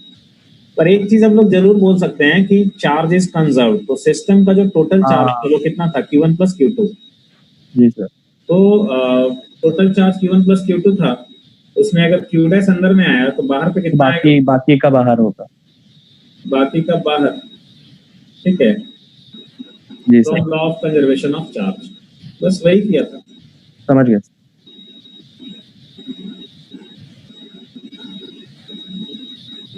चलो ये बनाओ तुम।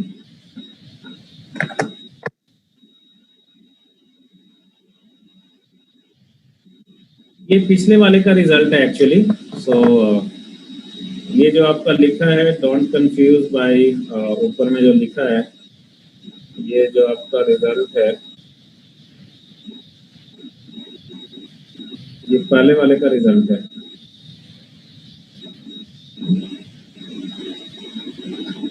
ठीक है, तो आप डायरेक्टली इस पे आए।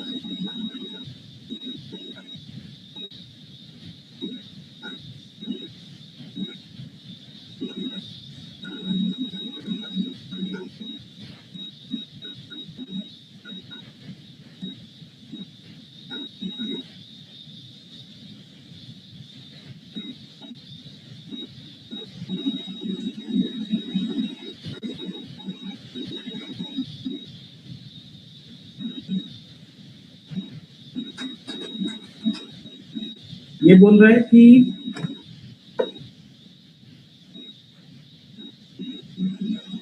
बोल रहा है कि ये जो सेल्स हैं वो मेटालिक हैं। All the 3 cells are metallic actually.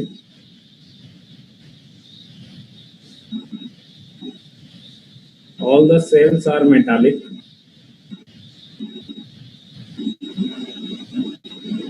ये चार्ज डिस्ट्रीब्यूशन कुछ दे रखा था स्टार्टिंग में, आपने अंदर वाले शेल को और बाहर वाले को ना कनेक्ट कर दिया स्विच से, तो फाइनली क्या होगा charge distribution on each face.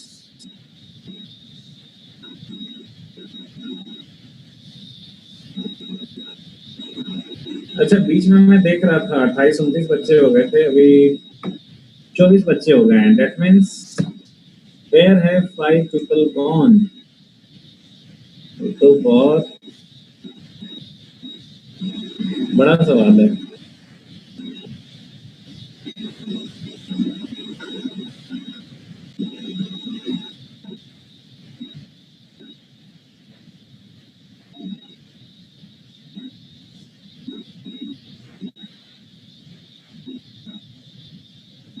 Purna has gone.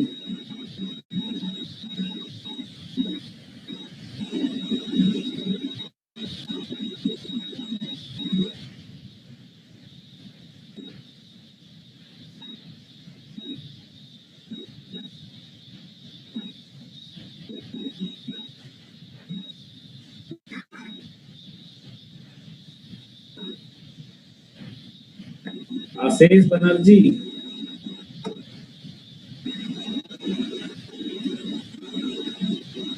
आशीष बनर्जी क्या हाल है?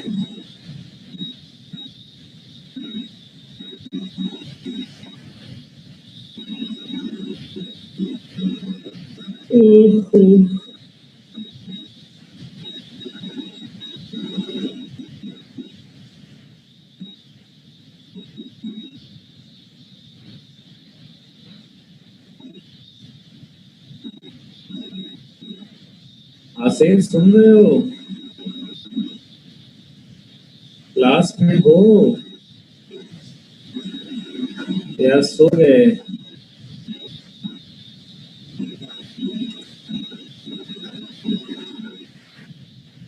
क्वेश्चन तो नोट कर लिया होगा आपने, होप की क्वेश्चन आपने नोट कर लिया होगा। और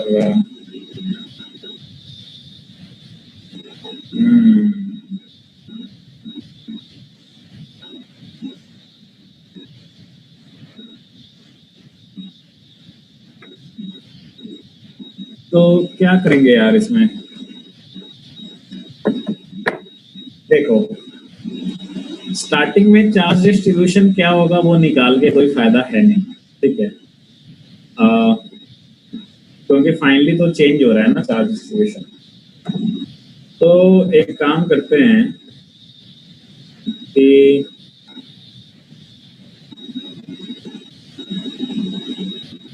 फाइनली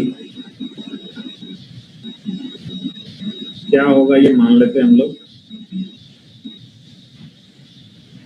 फाइनली जो है वो देखिए इस पे कितना चार्ज रहेगा वो नहीं कह सकते। देखो S1 S3 को आपने जोड़ दिया और ये आपका बीच में जो ऐसा उठा हुआ साइन दिया हुआ है ना, ये जो बीच में उठा हुआ साइन दिया हुआ है, और जस्ट 1 सेकंड, ये इसका मतलब होता है जंपर। जंपर का मतलब होता है कि ये S2 को टच नहीं कर रहा है, तो S1 and S3 is connected without touching S2. अच्छा, some students have answered, very good. Sathyan has answered 00Q, पर अफसोस साथ्यन, I'm so sorry, यहाँ पे किसी का भी आंसर सही नहीं है। सर क्या क्वेश्चन लिखना था, मैंने पड़ेगा? सुना नहीं। हाँ, सर आंसर लिख दूं? हो गया, नहीं लिखा। आंसर बोल भी सकते हो, घर वाले भी बोल सकते हो। अच्छा, तो सर क्या यहाँ पे क्वेश्चन, क्या है? हाँ, सर क्या बोलो, जो बोलना है फटाफट बोलो, जो आपका आया वो बोलो, फिर आगे हमें बढ़ना होगा, आगे बताना होगा। सो 0 उसके बाद -5Q। गलत है, गलत है, गलत है। चलो देखो यहाँ पे देखेंगे हम लोग, ठीक है। S1 S3 को आपने कनेक्ट किया है विदाउट टचिंग S2, तो S1 और S3 के बीच में आपस में आदान प्रदान होगा, लेना देना होगा, एक लेगा दूसरा जो है वो देगा। लेकिन S1 S3 का और किसी से तो कनेक्शन है नहीं, जो भी चल रहा है S1 S3 के बीच में चल रहा है, तो उनका जो टोटल चार्ज होगा S1 प्लस S3 का मिला करके, वो जितना पहले है वही बाद में होगा। तो पहले S1 S3 का मिला करके टोटल चार्ज कितना हो गया, 4Q प्लस 2Q 6Q, ठीक है। सो फाइनली भी S1 S3 का मिला करके टोटल चार्ज कितना रहेगा, 6Q ही रहेगा। चार्ज कंजर्वेशन से आइसोलेटेड सिस्टम है, तो S1 पे टोटल S1 S3 का मिला करके फाइनल चार्ज 6Q ही आना है। अच्छा, पर कितना कितना कैसे हुआ होगा वो नहीं पता। एक काम करते हैं, S1 पे चार्ज मान लेते हैं X, तो S3 पे कितना हो जाएगा, फिर S3 पे हो जाएगा 6Q माइनस X, और S2 पे जो है, S2 का तो किसी से कोई कनेक्शन है नहीं, कोई कनेक्शन किसी से नहीं, तो टोटल चार्ज उसका -5Q था, तो टोटल चार्ज -5Q ही रहना है। तो टोटल चार्ज S2 का जो है वो -5Q ही रहना है, तो S2 का टोटल चार्ज जो है वो -5Q ही रहेगा। और हर एक सरफेस पे क्या होगा चार्ज डिस्ट्रीब्यूशन, उसका जरूरत पड़ता नहीं है पोटेंशियल लिखने में, हमने देख लिया है कि पोटेंशियल लिखने में कैसे चार्ज डिस्ट्रीब्यूट हुआ है उसका जरूरत नहीं पड़ता है। अच्छा, तो अभी देखते हैं, अभी जो है देखो आपका ये S1 और S3 के बीच में चार्ज का फ्लो तब तक होता रहेगा, तो charge will keep on flowing, so charge will keep on flowing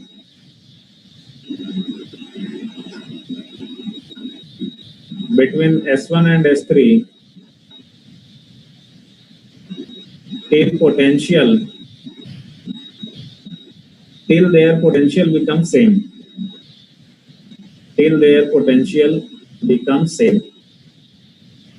उन दोनों का पोटेंशियल, जब S1 S3 का पोटेंशियल सेम हो जाएगा तो चार्ज का फ्लो बंद हो जाएगा। तो चार्ज का फ्लो बंद होने के बाद after flow of charge has stopped, मान लीजिए S1 पे चार्ज आया X और S3 पे चार्ज आ गया 6Q माइनस X। एक काम करता हूँ, इस पे एक पॉइंट मार्क कर देता हूँ A, और इस पे एक पॉइंट मार्क करता हूँ D, ठीक है। तो फाइनली आपका जब चार्ज का फ्लो बंद हो जाएगा तो A और D का पोटेंशियल सेम हो जाएगा। अब यहाँ पे ए और डी का पोटेंशियल सेम हो जाएगा। एक ही वेरिएबल है यार यहाँ पे, एक्स और तो कुछ है नहीं यार, एक ही अननोन है एक्स। तो एक अननोन को सॉल्व करने के लिए एक ही इक्वेशन चाहिए और वो इक्वेशन आपको ये दे रहा है VA इक्वल टू VD। क्या करना है, बहुत आसान क्वेश्चन है। VA का वैल्यू लिखो, आप पोटेंशियल लिखना जानते हो, ऑलरेडी सीख चुके हम लोग, और VD का वैल्यू लिखो, दोनों का सेम कर दो। ए का पोटेंशियल लिखोगे आप अगर, तो 6q माइनस एक्स की वजह से कितना होगा पोटेंशियल, 6q माइनस एक्स के अंदर में ए पॉइंट, तो डिवाइडेड बाई उसका जो रेडियस है बड़े वाले का स्फीयर S3 का R3 सॉरी 3R, और S2 पे चार्ज कितना है टोटल -5q, तो S2 के भी अंदर है ए पॉइंट, तो उसकी वजह से पोटेंशियल क्या हो जाएगा, S2 का रेडियस आ जाएगा नीचे, और S1 पे चार्ज कितना है x, तो x है तो क्या हो जाएगा यार R, और VD कितना होगा, D का पोटेंशियल लिखेंगे तो क्या होगा 6q माइनस एक्स की वजह से कितना होगा वहां पे, तो यार -5q तो बाहर है, तो -5q को सेंटर पे कंसंट्रेट कर दीजिए। सेंटर से D का डिस्टेंस कितना हो जाएगा मेरे दोस्त, D का पोटेंशियल लिख रहे हो, सेंटर से D का डिस्टेंस 3R, और x के अंदर वाला उसको भी कंसंट्रेट कर दोगे सेंटर पे, क्योंकि D पॉइंट बाहर में है, तो k इंटू एक्स बाय कितना 3R, सेंटर पे कंसंट्रेट कर दो, सेंटर से D का डिस्टेंस 3R। अब VA इक्वल टू VD कर दो, तो now VA equal to VD, sir मैंने आपको भेजा है आंसर, एक बार चेक कर लीजिएगा। देयरफॉर x का वैल्यू सिर्फ बता दो आप कितना है, बोल सर दो। x का वैल्यू 5q/4 5q/4, हाँ सही है। तो ये सॉल्व करके आपका x का वैल्यू जो है ना वो आ जाएगा 5q/4। 5q/4 एक्चुअली मैंने रिजल्ट में उसको 15q/12 लिख रखा है, एक ही बात है, 15q/12 लिखो या 5q/4 लिखो, x का वैल्यू इतना आ जाएगा, तो देयरफॉर 6q माइनस एक्स कितना हो जाएगा, 6q माइनस एक्स, सबसे बाहर वाले पे 6q minus x 19q/4 sir, 6q minus 5q/4, तो इसमें 19q/4 ना, जी सर। निकल गया यार, और क्या चाहिए यार, निकल गया, बस यही हो गया ना। जी सर मेरा यही है। अंदर वाले पे 5q/4 मतलब 15q/12 लिख रखा है हमने, तो अंदर वाले पे 15q/12 हो गया, तो S2 के इनर सरफेस पे कितना होगा -15q/12, और S2 पे टोटल चार्ज कितना है -5q, तो अंदर वाले पे -15q/12, तो बाहर वाले पे लिख दो आप 5 में से घटा करके, तो ये आ जाएगा आपका S2 के आउटर सरफेस पे 14q/12, S2 के आउटर सरफेस पे 14q/12, तो S3 के इनर सरफेस पे -45 सॉरी S2 के आउटर सरफेस से 45q/12, तो S3 के इनर सरफेस पे -45q/12, और S3 पे टोटल चार्ज आपका निकाल रखा है आपने, S3 पे टोटल चार्ज कितना आया है, you have find out 6q minus x which is 6q minus x which is 19q/4, तो S3 पे फाइंड टोटल आपका निकल चुका है 19q/4, अंदर वाले पे -45q/12, तो बाहर वाले पे निकाल लो, हो गया, तो ये आपका आंसर आ रहा है फाइनल। तो एक ही काम करना था वहां पे, सॉरी दो काम करना था, एक चार्ज कंजर्वेशन, S1 और S3 का total charge will remain same, और दूसरा कि फाइनली S1 पे एक पॉइंट लो और S3 पे एक पॉइंट लो, दोनों का पोटेंशियल सेम कर दो, बस यही करना था। चलो तो हाँ बोलिए।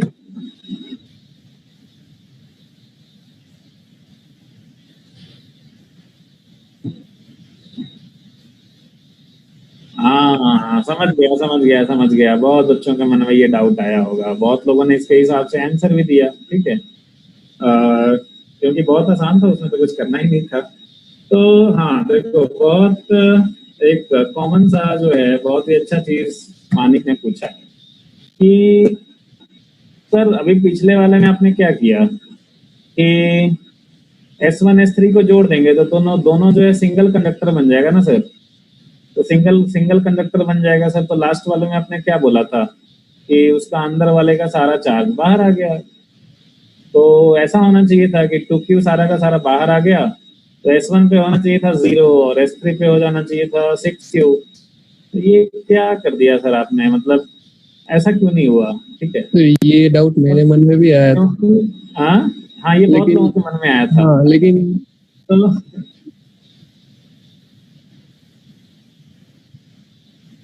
तो तो यहाँ पे ऐसा इसलिए नहीं होगा क्योंकि सिर्फ 2 रहता ना तो ऐसा कर सकते थे, ठीक है। पर यहाँ पे एक S2 भी है और उसके भी पोटेंशियल में आ रहा है, मतलब उसका भी रोल प्ले होगा ना यहाँ पे, तो उसकी वजह से भी पोटेंशियल होगा अंदर तो बाहर।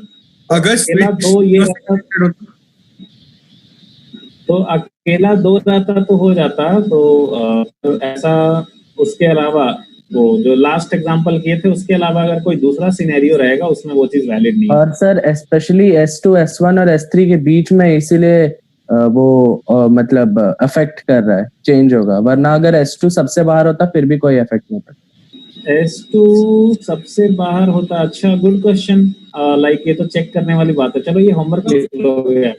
सर एक और क्वेश्चन है, अगर तीनों के साथ स्विच कनेक्टेड हो तो एक सेकंड वेट।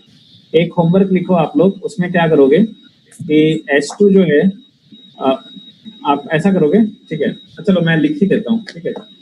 एक होमवर्क लिख, लाइक चिन्मय ने एक पॉइंट बताया, लेट्स सी कि सही है या गलत है। तो वी विल राइट होमवर्क, तो ऊपर कर ले रहा हूँ। तो होमवर्क ऐसा है कि स्क्रीन रुक गया है ना यार।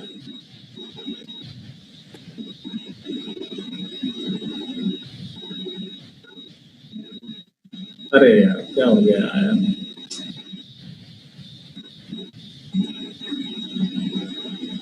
होमवर्क में हम लोग क्या करेंगे कि अंदर और बीच वाले को जोड़ेंगे। हाँ आ गया, ठीक। सो होमवर्क में हम लोग क्या करेंगे कि क्या करेंगे,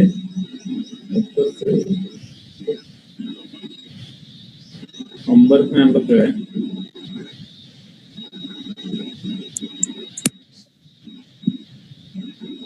कॉन्सेंट्रिक तो दिख नहीं रहा है, ये कॉन्सेंट्रिक नहीं दिख रहा है ना यार।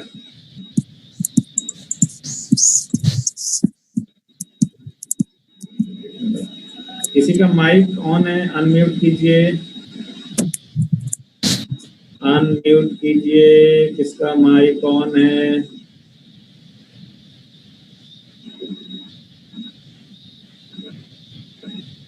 R2 R3 स्विच लगा दिया S1 S2 के बीच में।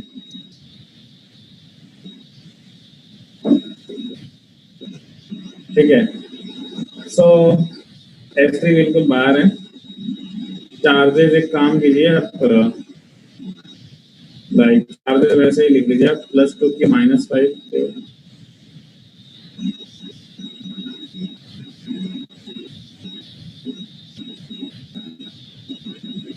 तो ये आपको बनाना है, ठीक है।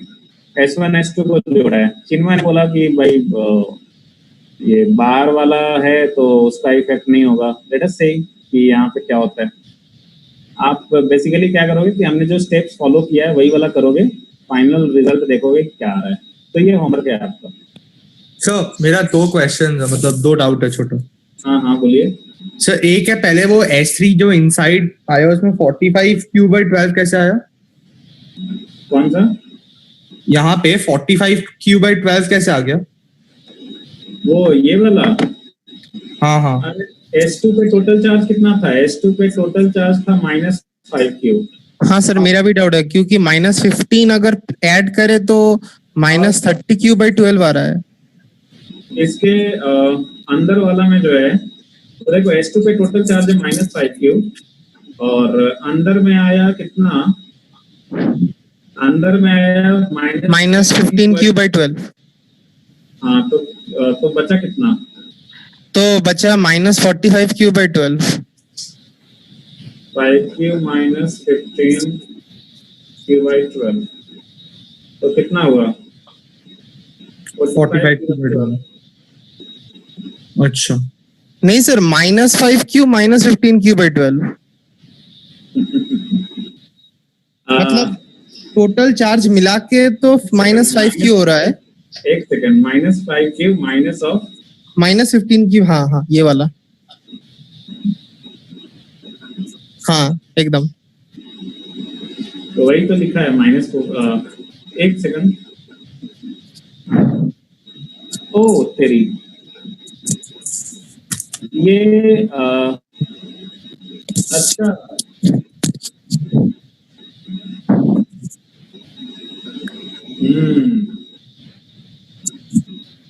ओ तो ये कांड हो गया यहाँ पे। हाँ सर, सिंपल से है, ये 5Q है, ये 5Q/4 है ना, तो ऑब्वियस सी बात है कि वो 5Q बड़ा है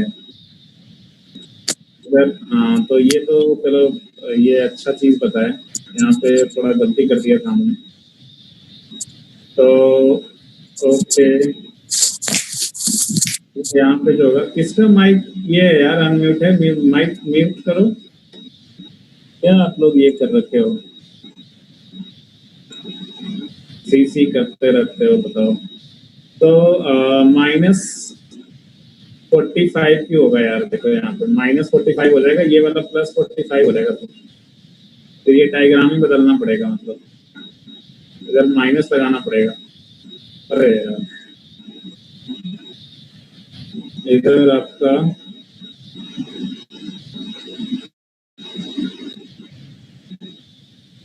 चलो ठीक है, आप कर लोगे ये, आप तो चेंज कर लोगे, ठीक है। चलो ठीक है, इसको चेंज कर दे रहे हैं, ये माइनस हो गया, इधर -45Q/12 होगा, ठीक है, माइनस माइनस माइनस माइनस, और ये S3 का इनर सरफेस पे प्लस हो जाएगा, इधर हो जाएगा +45Q/12, +45Q/12 हो जाएगा। और आपका आउटर सरफेस पे कितना हो जाएगा फिर, आउटर सरफेस पे कितना होगा, आउटर सरफेस पे 6Q - X हम लोग 19Q/4 निकाल चुके थे ना। हाँ 19Q/4 ये पॉजिटिव है बेसिकली, और इसमें 45Q/12 घटा देते हैं। हाँ तो बेसिकली दिस इज 15/4, ठीक है। तो ये कितना हो गया 19, अच्छा ये कितना हो जाएगा, Q, एक्चुअली क्यू हो जाएगा ना। हाँ हाँ सर, अब आंसर मिला है। क्यू आ एक्चुअली जाएगा। पहली बार वो 5Q/4 वो आपका सोल्यूशन देख के लगा कि आंसर मेरा गलत है। हाँ सर, मैं भी थोड़ा घबरा। हाँ एक्चुअली आपने पहले ही सोल्यूशन दिखा दिया था ना, इसलिए मैं घबरा गया था कि -45Q/12, इसलिए आंसर नहीं बोला। अच्छा चलो, ये होमवर्क में कर लोगे आप, आज का टाइम तो यही खत्म हुआ। एक और होमवर्क लिख लो आप, ये भी होमवर्क में ही दे दूंगा, इसको अगले क्लास में डिस्कस करेंगे, ठीक है, PDF में भेज देंगे आपको। तो इसमें आपको बताना है, 2 स्फेयर्स हैं, ठीक है। So here there are 2 spheres, और दोनों जो है वो काफी दूर रखा है, very very, both are kept very very far away.